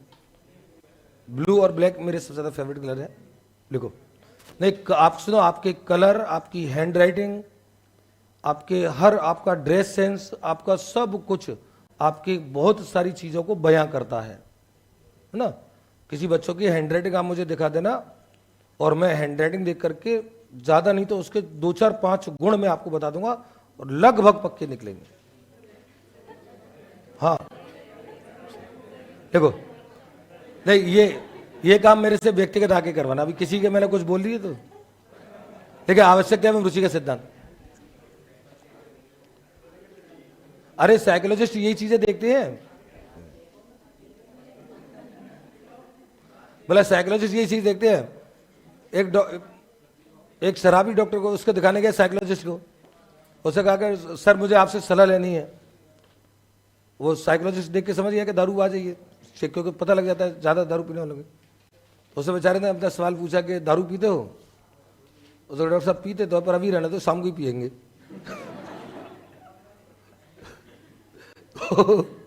आप वही हाल आप कर रहे हो। चलो, कौन? गांधी जी की? हाँ, लिखे।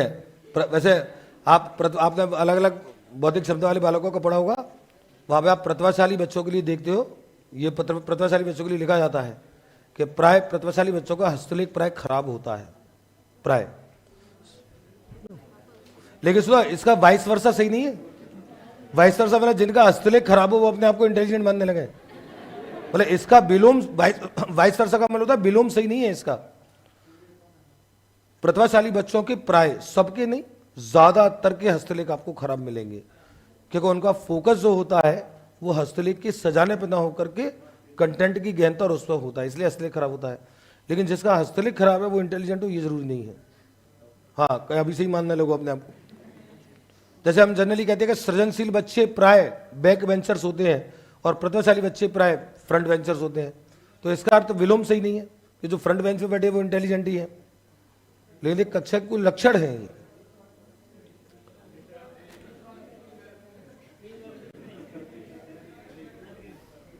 देश की बहुत अच्छी प्रतिभाएं प्राय बैक बेंचर्स होती हैं, यह डॉक्टर एपीजे अब्दुल कलाम का कथन है।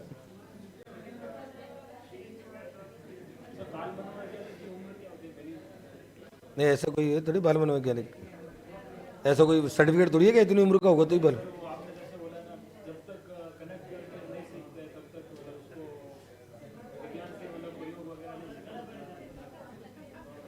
तो मनोविज्ञान, बाल मनोवैज्ञानिक की कोई उम्र कभी ना तो पूछी जाती है ना कोई फिक्स निर्धारित उम्र है, और अगर किसी ने तुमको बता दिया तो गलत बते। अब बाल वैज्ञानिक, बाल मनोवैज्ञानिक नहीं। देखो, इन्होंने एक सवाल पूछा है कि बाल वैज्ञानिक की उम्र कितनी होती है, तो बाल वैज्ञानिक की उम्र होगी जिस उम्र के बालक को हम विद्यालयों में पढ़ाते हैं, और वो सारे के सारे 18 साल से नीचे होते हैं। दरअसल को विद्यालय पाठ्यक्रम हमेशा 3 वर्ष से लेकर 18 वर्ष तक के बालक की बात करता है। इस आयु के सारे बालक बाल वैज्ञानिक माने जाएंगे, 3 से 18 वर्ष के। देखो, अरे 18 वर्ष में तो वैसे भी वयस्क हो जाता है बच्चा, वोट डालने लायक हो जाता है। 21, अरे 18 वर्ष का बच्चा वोट डालने लायक हो जाता है। 21 वर्ष का बच्चा शादी लायक हो जाता है। ये कानून है। अरे ये तो कानूनन उम्र है कि नहीं है। एक बच्चे ने क्लास में पूछा कि गुरुजी एक सवाल का जवाब दो। गुरुजी ने पूछा, बोले कि गुरुजी ये बताओ कि देश की सरकार हमको वोट डालने का अधिकार, सरकार चुनने का अधिकार तो 18 वर्ष में दे देती है, लेकिन शादी करने का अधिकार 21 वर्ष से देती है लड़कों को, इसका क्या कारण है। तो टीचर ने कहा कि बैठ जा बेटा, बैठ जा, इसका जवाब मेरे से मत ले। उसने कहा नहीं गुरुजी जवाब दे दो। उसने कहा कि सरकार को ये लगता है कि 18 वर्ष से तुम सरकार चुनते हो, 21 वर्ष से तुम्हारी शादी होती है। तो उसने कहा कि सरकार को ये लगता है कि देश को संभालना ज्यादा आसान है।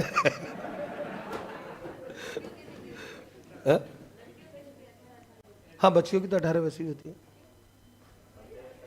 बच्चियों के 18 के पीछे हमेशा एक साइकोलॉजिकल लॉजिक चलता है। 18 का मतलब लड़कों से कम, ये हमेशा, इसके पीछे तो बहुत बड़ा मनोवैज्ञानिक है। हमारे समाज के बुजुर्गों के काफी सालों के संचित अनुभव है। बच्चियां हमेशा लड़कों से ज्यादा समझदार, मैच्योर्ड होती हैं। एक समान आयु की लड़की समान आयु के लड़के से 4-5 साल आगे तक की समझदार होती है। इसलिए हमारे बुजुर्गों ने वर्षों भर, अच्छा ये केवल कानून के बनाने से नहीं, ये तो हमारे समाज में हमेशा की परंपराएं हैं, और इस परंपराओं के पीछे हमारे बुजुर्गों को बहुत बड़ा अनुभव था। बच्ची समझदार पहले होती है, उनके अंदर कई सारी चीजों की सूक्ष्म जो समझ होती है ना, उनकी अंतर्दृष्टि, एक सिक्स सेंस जो होती है, जो ईश्वर ने दी है, वो लड़कों से ज्यादा होती है, वो उनके अंदर जल्दी विकसित होती है। इसलिए लड़की को अपने से 3-4 साल बड़ी लड़की से जो शादी के जो प्रावधान है, उसके पीछे न केवल कानूनी प्रावधान है बल्कि सामाजिक भी अनुभव शामिल है। देखो, इसको लास्ट लिख लो, इस सिद्धांत के अनुसार, क्योंकि इसके बाद का कंटेंट में आपको इस सिद्धांत के अनुसार पाठ्यचर्या की विषय वस्तु, पाठ्यचर्या की विषय वस्तु बालकों की रुचियों और आवश्यकताओं,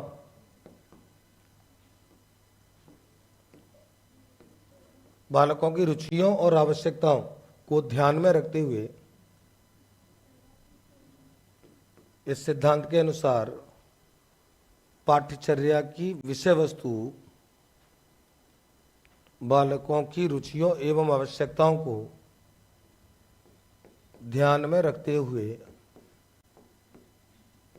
निर्धारित की जाए।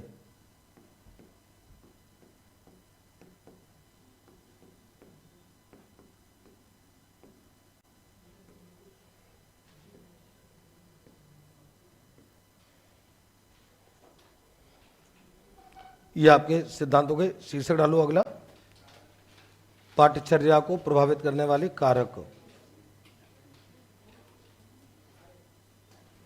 ये अभी ये ऐसे चार्ट सा मत बना लेना, ये तो मैं कुछ, मुझे 2-3-4 लाइन लिखानी है, उसके बाद बनाना। पाठ्यचर्या को प्रभावित करने वाले कारक।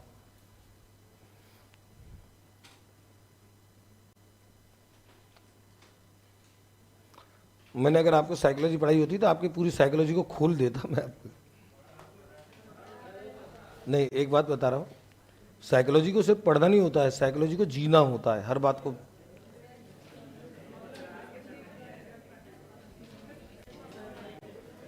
देखो, तो पाठ्यचर्या निर्धारित करते समय हमने इन कारकों को ध्यान में रखा।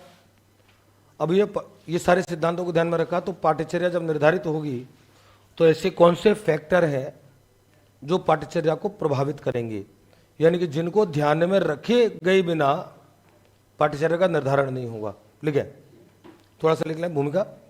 किसी पाठ्यचर्या के निर्धारण में किसी पाठ्यचर्या के निर्धारण में किसी पाठ्यचर्या के निर्धारण में अनेकों सिद्धांतों को तो दृष्टिगत रखा ही जाता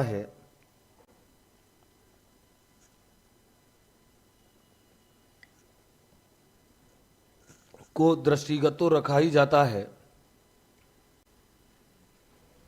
किंतु इसके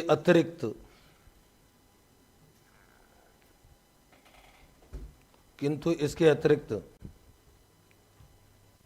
कुछ और तत्व भी होते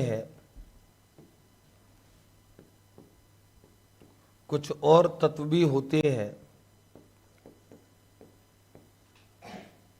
जो पाठ्यचर्या के निर्धारण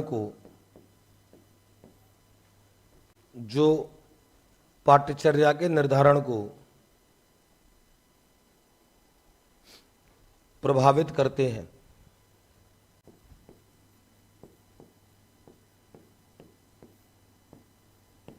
इन्हें निम्न प्रकार देखा जा सकता है।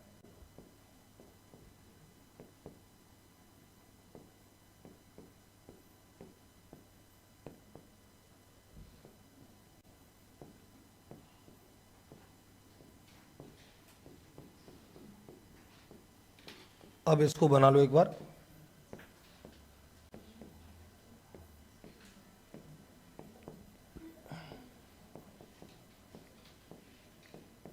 और मैंने आपको जो बातें लिखा दी हैं सिद्धांतों में, उसको मैंने इतना विस्तृत लिखा दिया है कि अब इसके अलावा इस चार्ट में ये लिख लो, और ये जो है ये बातें थोड़ा थोड़ा इनके नीचे मैं लिखा दूंगा, थोड़ा थोड़ा सा लिखा दूंगा।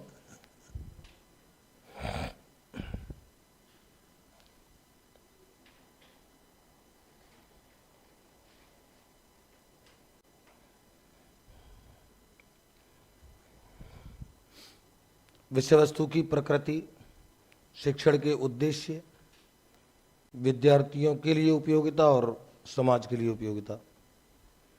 और इनके नीचे मैं थोड़ा सा आपको डिटेल लिखा देता हूं और समझा भी देता हूं। मुख्य तो यह प्रभावित और करेंगे पाठ्यचर्या के निर्धारण को।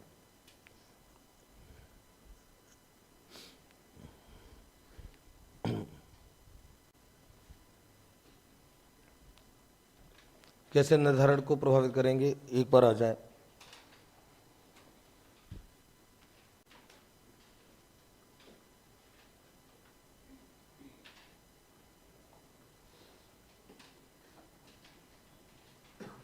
अब इसके अलावा आपके देखो जो 2-3-4 छोटे छोटे टॉपिक बचे ना, वो केवल आपकी रीडिंग मारने के टॉपिक हैं।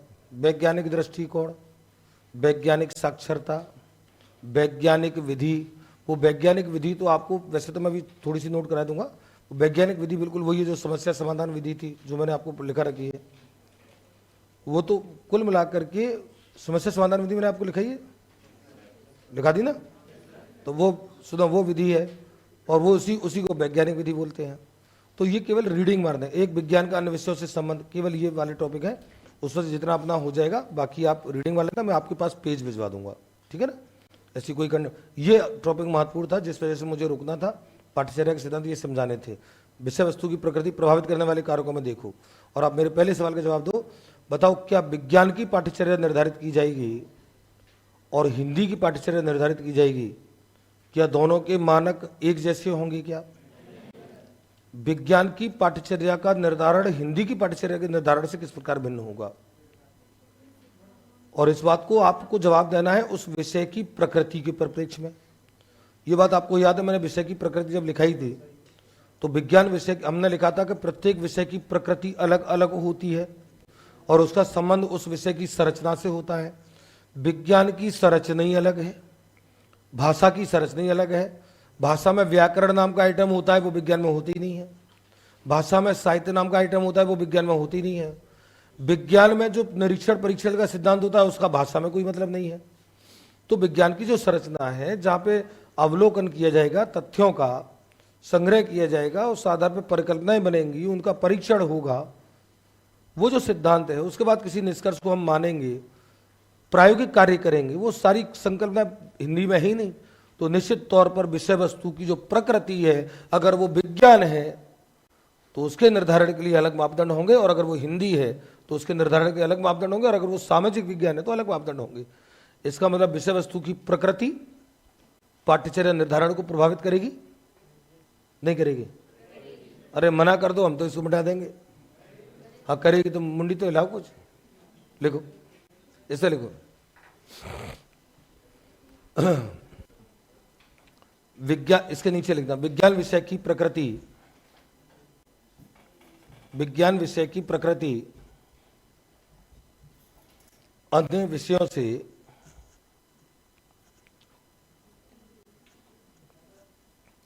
विज्ञान विषय की प्रकृति अन्य विषयों से भिन्न होती है,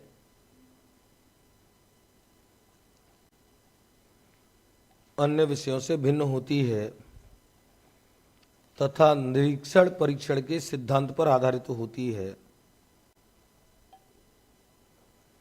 तथा निरीक्षण परीक्षण के सिद्धांत पर आधारित होती है। अतः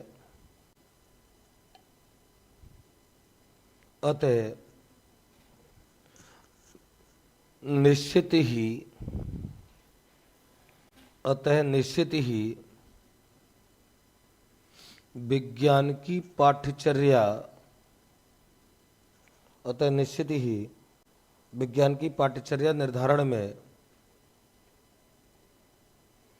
विज्ञान की पाठ्यचर्या निर्धारण में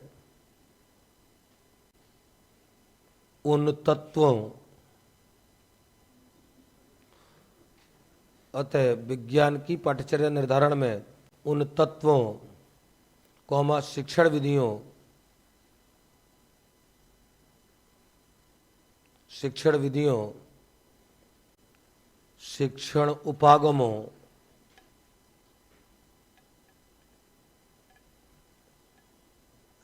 आदि का ध्यान रखा जाएगा, आदि का ध्यान रखा जाना चाहिए, ऐसे लिखना, आदि का ध्यान रखा जाना चाहिए, जो विषय की प्रकृति के अनुरूप हो।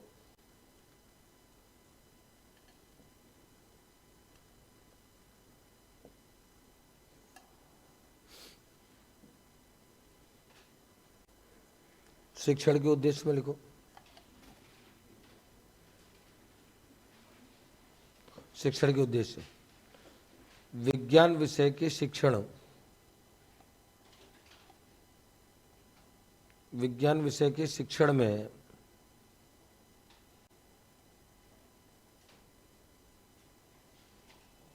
संज्ञानात्मक, भावात्मक तथा क्रियात्मक, विज्ञान विषय के शिक्षण में संज्ञानात्मक, भावात्मक तथा क्रियात्मक तीनों पक्षों से जुड़े, तीनों पक्षों से जुड़े ऐसे उद्देश्यों को,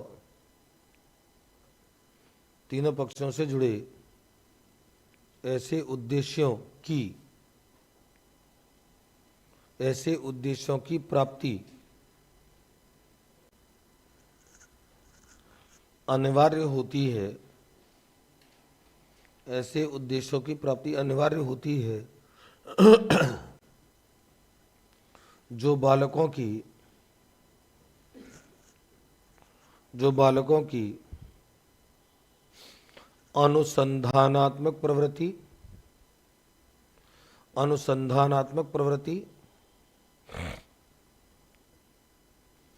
तथा वैज्ञानिक प्रवृत्ति का विकास करती हों, अनुसंधानात्मक प्रवृत्ति तथा वैज्ञानिक प्रवृत्ति का विकास करती हों।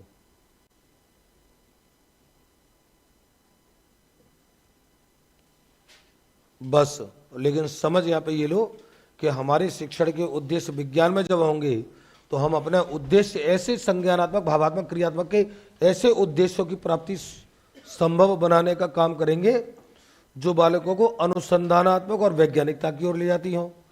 लेकिन अगर यही पाठ्यचर्या हिंदी की निर्धारित होगी तो ये शिक्षण का उद्देश्य ये बिल्कुल नहीं होगा कि बालकों को अनुसंधानात्मक की तरफ ले जाए, वैज्ञानिकता वहां पे बच्चों के संप्रेषण कौशल और भाषाई शुद्धता उसकी तरफ ले जाएंगे।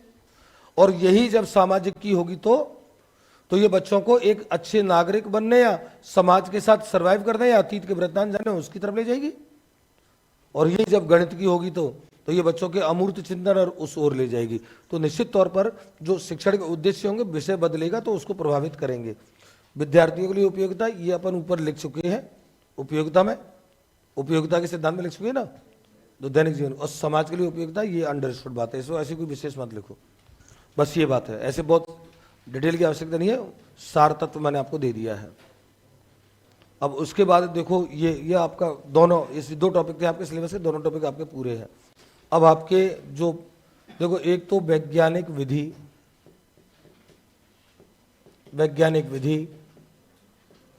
एक वैज्ञानिक साक्षरता, एक वैज्ञानिक दृष्टिकोण,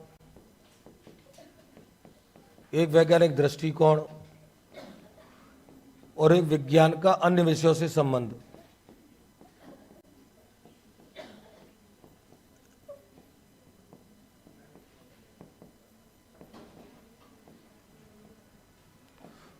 इसमें ये तीनों टॉपिक है ना, ये तीनों टॉपिक केवल रीडिंग मारने के हैं, इनसे कोई जोड़ा ऐसा विशेष प्रश्न आपका बनता ही नहीं है। जनरली कभी बहुत रेयरली कभी बनता हो तो बनता, बाकी रीडिंग मारने के हैं। इसके पेज आपके पास आ जाएंगे, और पेज भी बड़े नहीं है, एक पेज का वैज्ञानिक साक्षरता है, केवल एक इंट्रोडक्शन है। और आप जब उस पेज को पढ़ेंगे तो आपको ये लगेगा कि ये सारी चीजें तो भाषणबाजी हम इतने दिनों से पढ़ रहे हैं, लिख रहे हैं, वो सब थोड़ी सब में शामिल थी, वही सब इसमें है। वैज्ञानिक साक्षरता, वैज्ञानिक दृष्टिकोण।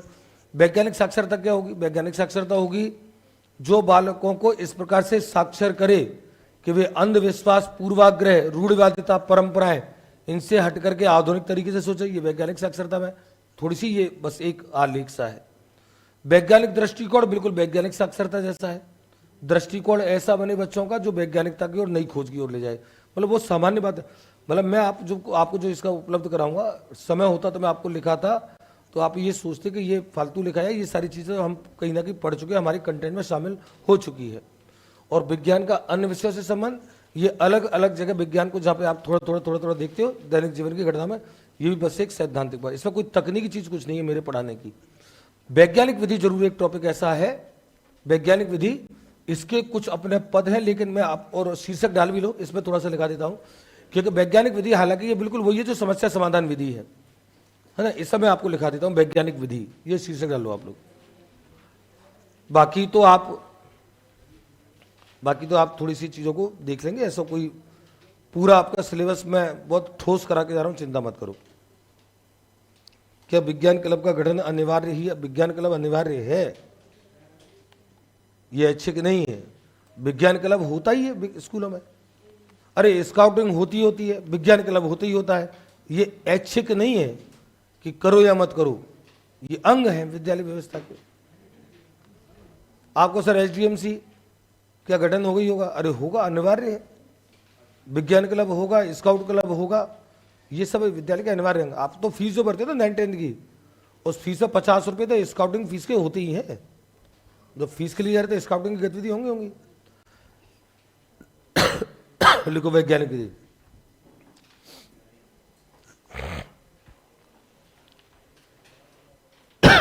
लिखे विज्ञान के अध्ययन के लिए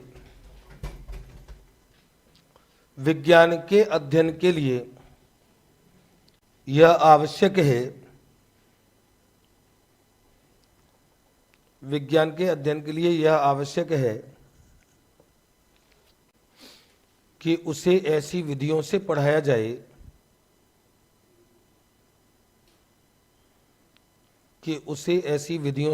जाए जो विज्ञान विषय की, उसे ऐसी विधियों से पढ़ाया जाए जो विज्ञान विषय की प्रकृति के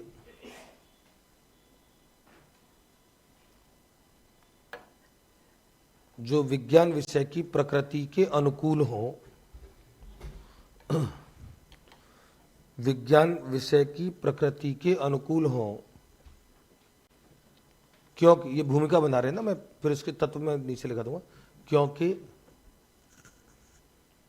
विज्ञान सदैव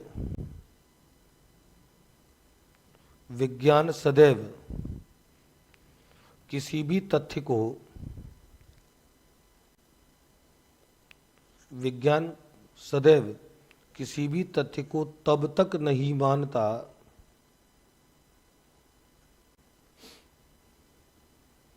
कब तक, जब तक परीक्षण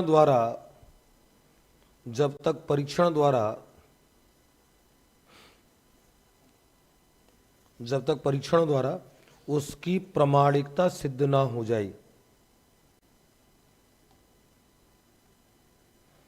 प्रामाणिकता सिद्ध ना हो जाए।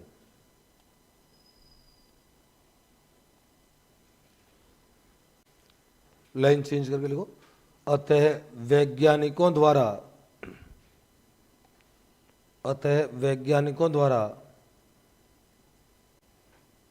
निष्कर्ष प्राप्त करने की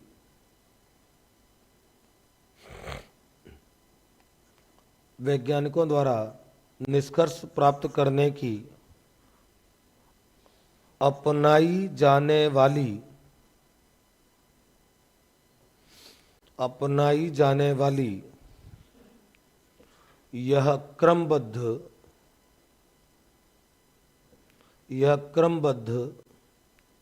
सुव्यवस्थित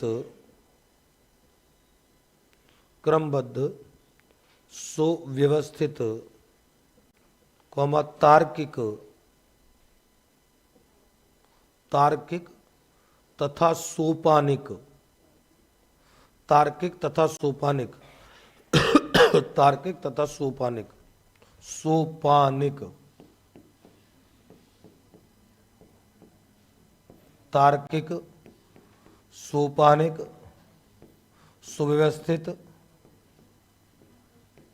सुव्यवस्थित और क्रमबद्ध प्रक्रिया ही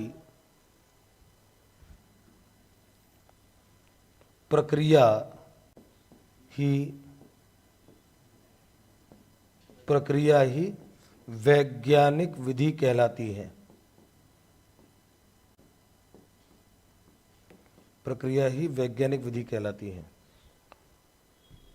सोपानिक का मतलब जिसके अपने सोपान हो, जिसका अपना तर्क हो, वैज्ञानिक विधि कहलाती है। और इसी में एक लाइन और लिखो, फ्रांसिस बेकन को, अंडरलाइन कर लेना इसको, फ्रांसिस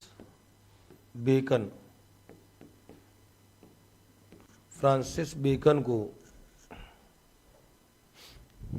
वैज्ञानिक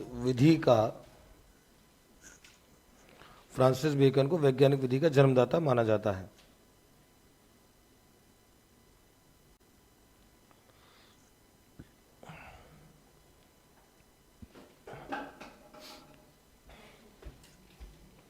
लाइन चेंज करो, वैज्ञानिक विधि की निम्न विशेषताएं होती हैं।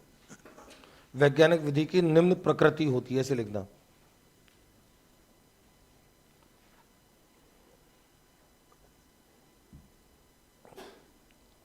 वैज्ञानिक विधि की निम्न प्रकृति होती है। नंबर एक वस्तुनिष्ठता।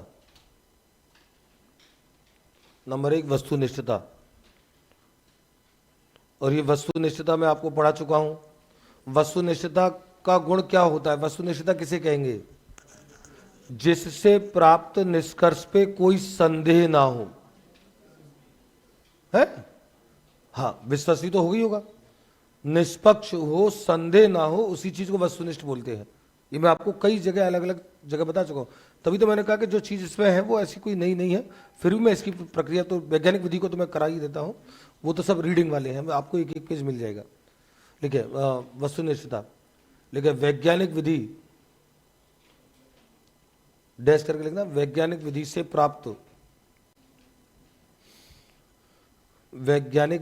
प्राप्त निष्कर्ष वैज्ञानिक विधि से प्राप्त निष्कर्ष सदैव वस्तुनिष्ठ होते हैं, सदैव वस्तुनिष्ठ होते हैं, जिनकी विश्वसनीयता पर, जिनकी विश्वसनीयता पर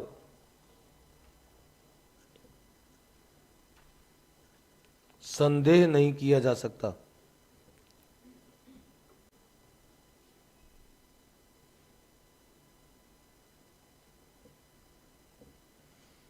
दूसरा लिखो, मात्रात्मक निष्कर्षों पर बल, मात्रात्मक निष्कर्षों पर बल।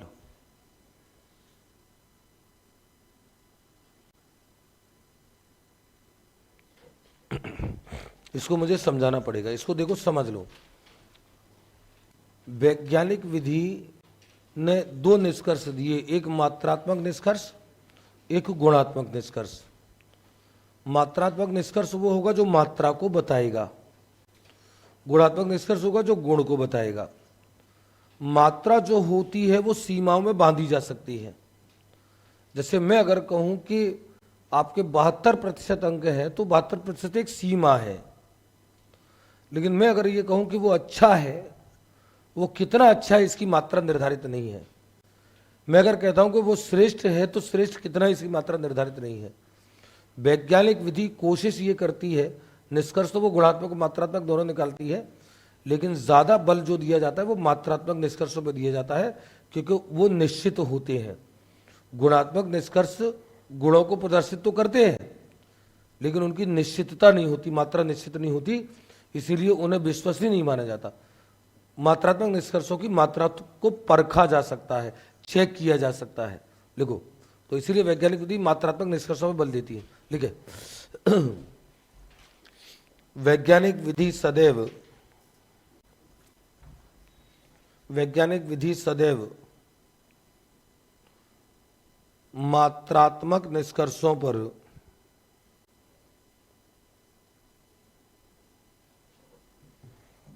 मात्रात्मक निष्कर्षों पर बल देती है।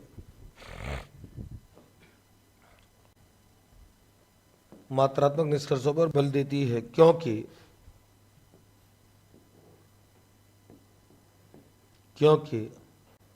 मात्रात्मक निष्कर्ष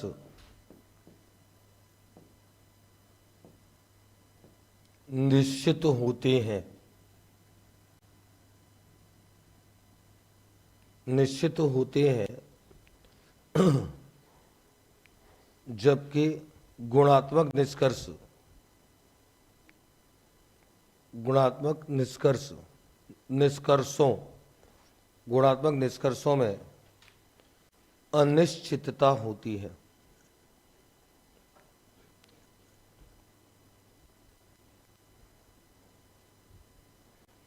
एक और तीसरा लिखो, ये नया है, आत्म संशोधनीयता। हालांकि शब्द से आप समझ तो जाने चाहिए, अगर थोड़ी सी अकल लगाओगे।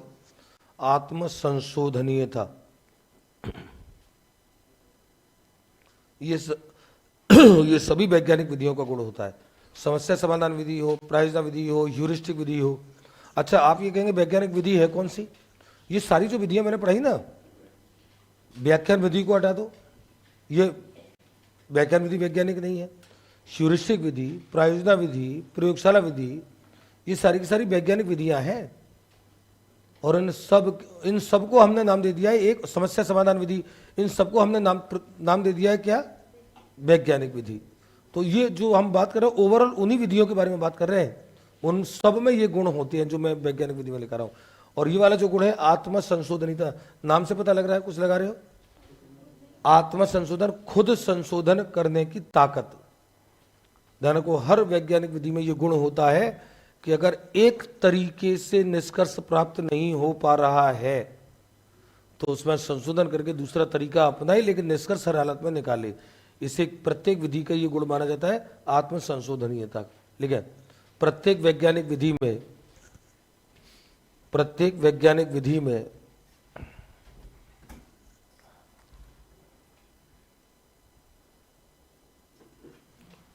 आत्म संशोधनीयता आत्म संशोधनीयता का गुण होता है, आत्म संशोधनीयता का गुण होता है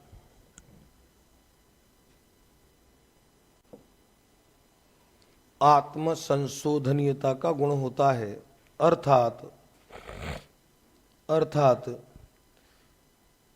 यदि किसी एक पद्धति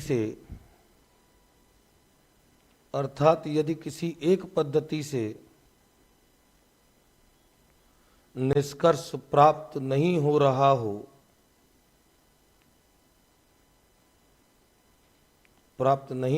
हो तो निष्कर्ष निकालने के लिए दूसरी पद्धति का प्रयोग किया जा सकता है।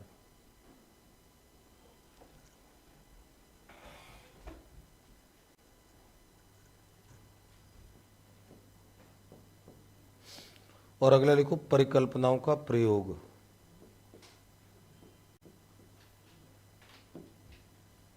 परिकल्पनाओं का प्रयोग,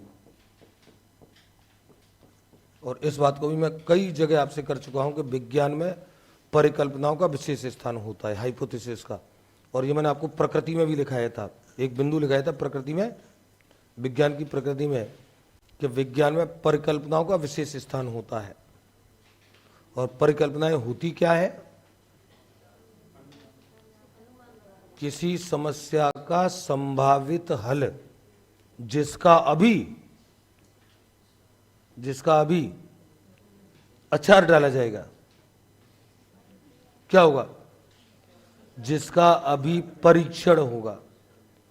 परिकल्पनाओं का निर्माण, परिकल्पनाओं का परीक्षण, निष्कर्षों की प्राप्ति, ये चर्चा कभी हुई क्या? आपने कुछ याददाश्त में आया क्या? मैंने कभी बोला था कि इस पूरे इतने दिनों में कि परिकल्पनाएं अगर बनेंगी तो उनका परीक्षण होगा तब निष्कर्ष। ये कभी चर्चा में आया था कि बिंदु?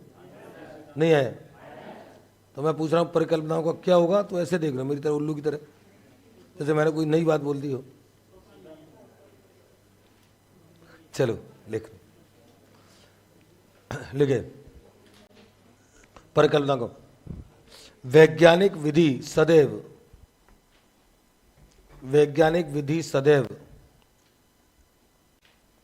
अंतिम निष्कर्ष निकालने से पहले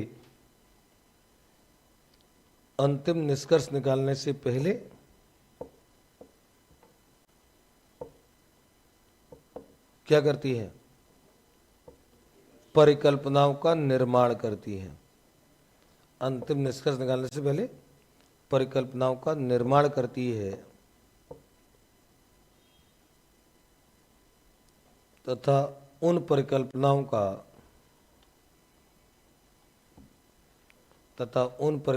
का क्या? परीक्षण करके, परीक्षण एवं सत्यापन, दोनों शब्द लिखो। तथा उन परिकल्पनाओं का परीक्षण एवं सत्यापन करके ही निष्कर्षों की प्राप्ति करती है। निष्कर्षों की प्राप्ति करती है अर्थात निष्कर्षों की प्राप्ति करती है अर्थात परिकल्पना। अब उसको मैं लिखा दूं क्योंकि ये पहले लिखा चुका हूं मैं, बता चुका हूं मैं, पर तुम लोग भूल जाते हो। अर्थात परिकल्पना संभावित हल, अंडरलाइन कर लो इसको। अर्थात परिकल्पना संभावित हल होते हैं।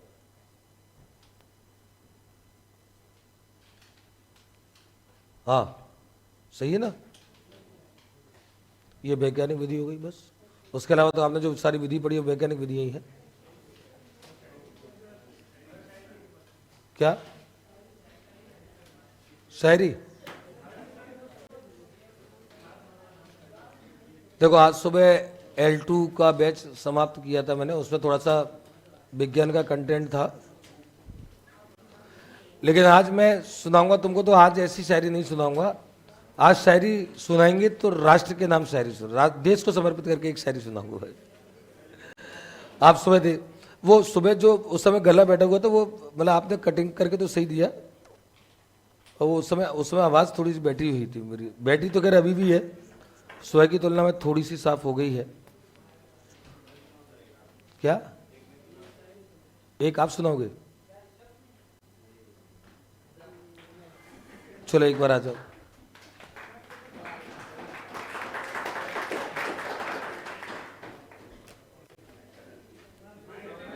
इधर इधर आ जाओ।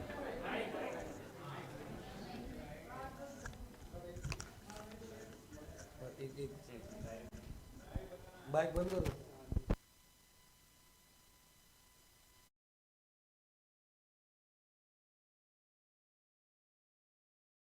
चलो ये मैं अपनी पंक्तियाँ तो मैं क्लास में बोल देता हूँ। जो बच्चे ऑनलाइन देख रहे हैं उन बच्चों को भी जय हिंद, और आप सभी को मैं धन्यवाद इसलिए देता हूँ। और ये मैं आज बड़े दिल से मैं बोल रहा हूँ, आज मैं सच में बड़े दिल से बोल रहा हूँ, चूँकि आज जाने का भी समय है। मैंने कल बोला था चलत वीर कछु नहीं बोले गोपाला, चलते चलते हमको कुछ बोलना चाहिए। मैं पहले वो अपनी पंक्ति में बोल देता हूँ। मेरा बड़ा मन था और मैं सोच के बैठा था कल परसों के लास्ट दिन जाएंगे तो कुछ राष्ट्र के लिए समर्पित करके जाएंगे। और मुझे कुमार विश्वास की एक पंक्ति बड़ी अच्छी, वो एक कविता बहुत अच्छी लगती है, आपने भी वो सुनी है, उसका मैं अंतरे से शुरुआत करूंगा, वो आप सुनेंगे और उसकी लास्ट में जो है उसको आप दोहराएंगे, आपको भी अच्छा लगेगा। एक बार सुना दे और इसको कटिंग करके मेरे पास ये भेज देना, आज गलत थोड़ा सा सुबह भरा हुआ था, मैं उसको सस्वर सुनाऊंगा, गा के सुनाऊंगा। तो वो हालांकि हो सकता है आपने सुनी होगी, और ये पंक्ति उनके लिए समर्पित है, हमारे देश के सैनिक जो 0 डिग्री से नीचे 30-40 डिग्री तक जो सियाचिन ग्लेशियर और बर्फीली पहाड़ियों पर रह करके देश की सुरक्षा की सीमा करते हैं, या 50 डिग्री 55 डिग्री में रेगिस्तानों के तपते रेगिस्तानों में वो करते हैं, ये उनको समर्पित पंक्तियां थी। बस एक सदा ही सुने सदा बर्फीली मस्त हवाओं में, बस एक दुआई उठे सदा जलते तपते सहराओं में, ये उन सैनिकों के लिए है। बस एक सदा ही सुने बस एक सदा ही सुने सदा बर्फीली मस्त हवाओं में, बस एक दुआई उठे सदा जलते तपते सहराओं में, सहरा बोलते रेगिस्तान को, जीते जी इसका मान रहे, मातृभूमि का, जीते जी इसका मान रहे, मर कर मर्यादा याद रहे, हम रहे कभी ना रहे सदा, इसकी सज धज आबाद रहे, हर मन में उच्छल देश प्रेम का जलधि तरंगा हो, होठों पर गंगा हो, हाथों में तिरंगा हो, होठों पे गंगा हो। ये मेरा आज गला बैठा है, अन्यथा मैं जब गाता हूँ तो मैं बड़े मन से इसको गाता हूँ। लेकिन मैं जिससे एक बात को आपको हमेशा बोलता हूँ कि ज़िंदगी में अगर एक चीज़ अगर आपको सीखनी है, मैंने अपने बच्चों में एक संस्कार डाला है, और वो संस्कार मैं किसी को दिखाने बताने के लिए नहीं डालता हूँ। कहीं भी हम लोग जा रहे हैं, कभी भी राष्ट्रगान बज रहा है, जनगण मन की धुन आ जाती है, हम लोग जहाँ चल रहे होते हैं, मैं अपने बच्चों को ही सिखाता हूँ कि वहाँ खड़े हो जाओ। कई सारे लोग चलते देखते हैं, बच्चे जब मुझसे पूछते हैं कि पापा ये लोग चल रहे हैं, मैंने कहा आपको ये नहीं देखना है कि वो क्या कर रहे हैं, हमको ये देखना है कि हमको क्या करना है। ये संस्कार हम जब डालते हैं, ये संस्कार मैं बचपन में लेकर के बड़ा हुआ, हम कहीं ना कहीं इस बात को लेकर के हमेशा चलें कि हम राष्ट्र को अपनी तरफ से क्या दे सकते हैं। और सबसे बड़ा जो अच्छा योगदान होता है कि आपको राष्ट्र ने जिस भूमिका के लिए चुना है, उस भूमिका के साथ आप न्याय करो, ये आपका राष्ट्र के लिए योगदान होता है। तो आप एक अच्छे नागरिक बने और अच्छे वो बने। मैं ये सारी बातें अब आपको, मैं आपके उज्जवल भविष्य के लिए आपको शुभकामनाएं देता हूँ। लेकिन मेरी जिन जिन बातों को, बस मेरी सारी बातें आपके रिकॉर्ड तो हैं ही, आपकी उसमें है ही सारी बातें, तो ऐसा भी नहीं है कि जो कह दिया वो भूल गए हो। एक बच्चे ने, मैंने सुबह बताया था, एक बच्चे ने आपको पता नहीं मेरे को पूरी PDF भेजी।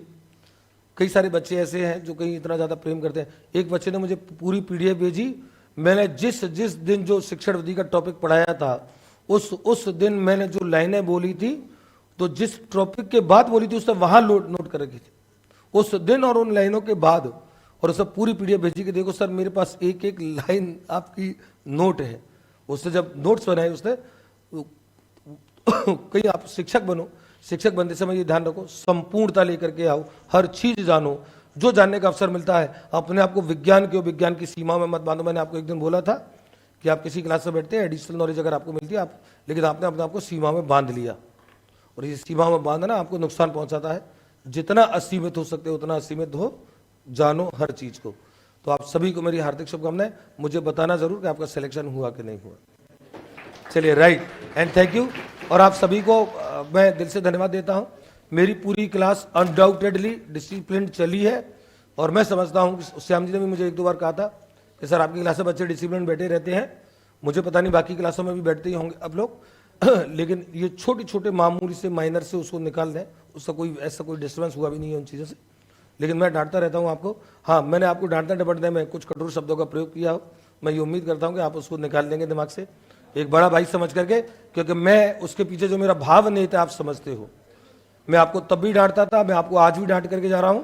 ये चुभन आपके दिमाग में होनी चाहिए कि हमको कैसा बनना है अगर सिलेक्शन आप चाहते हो।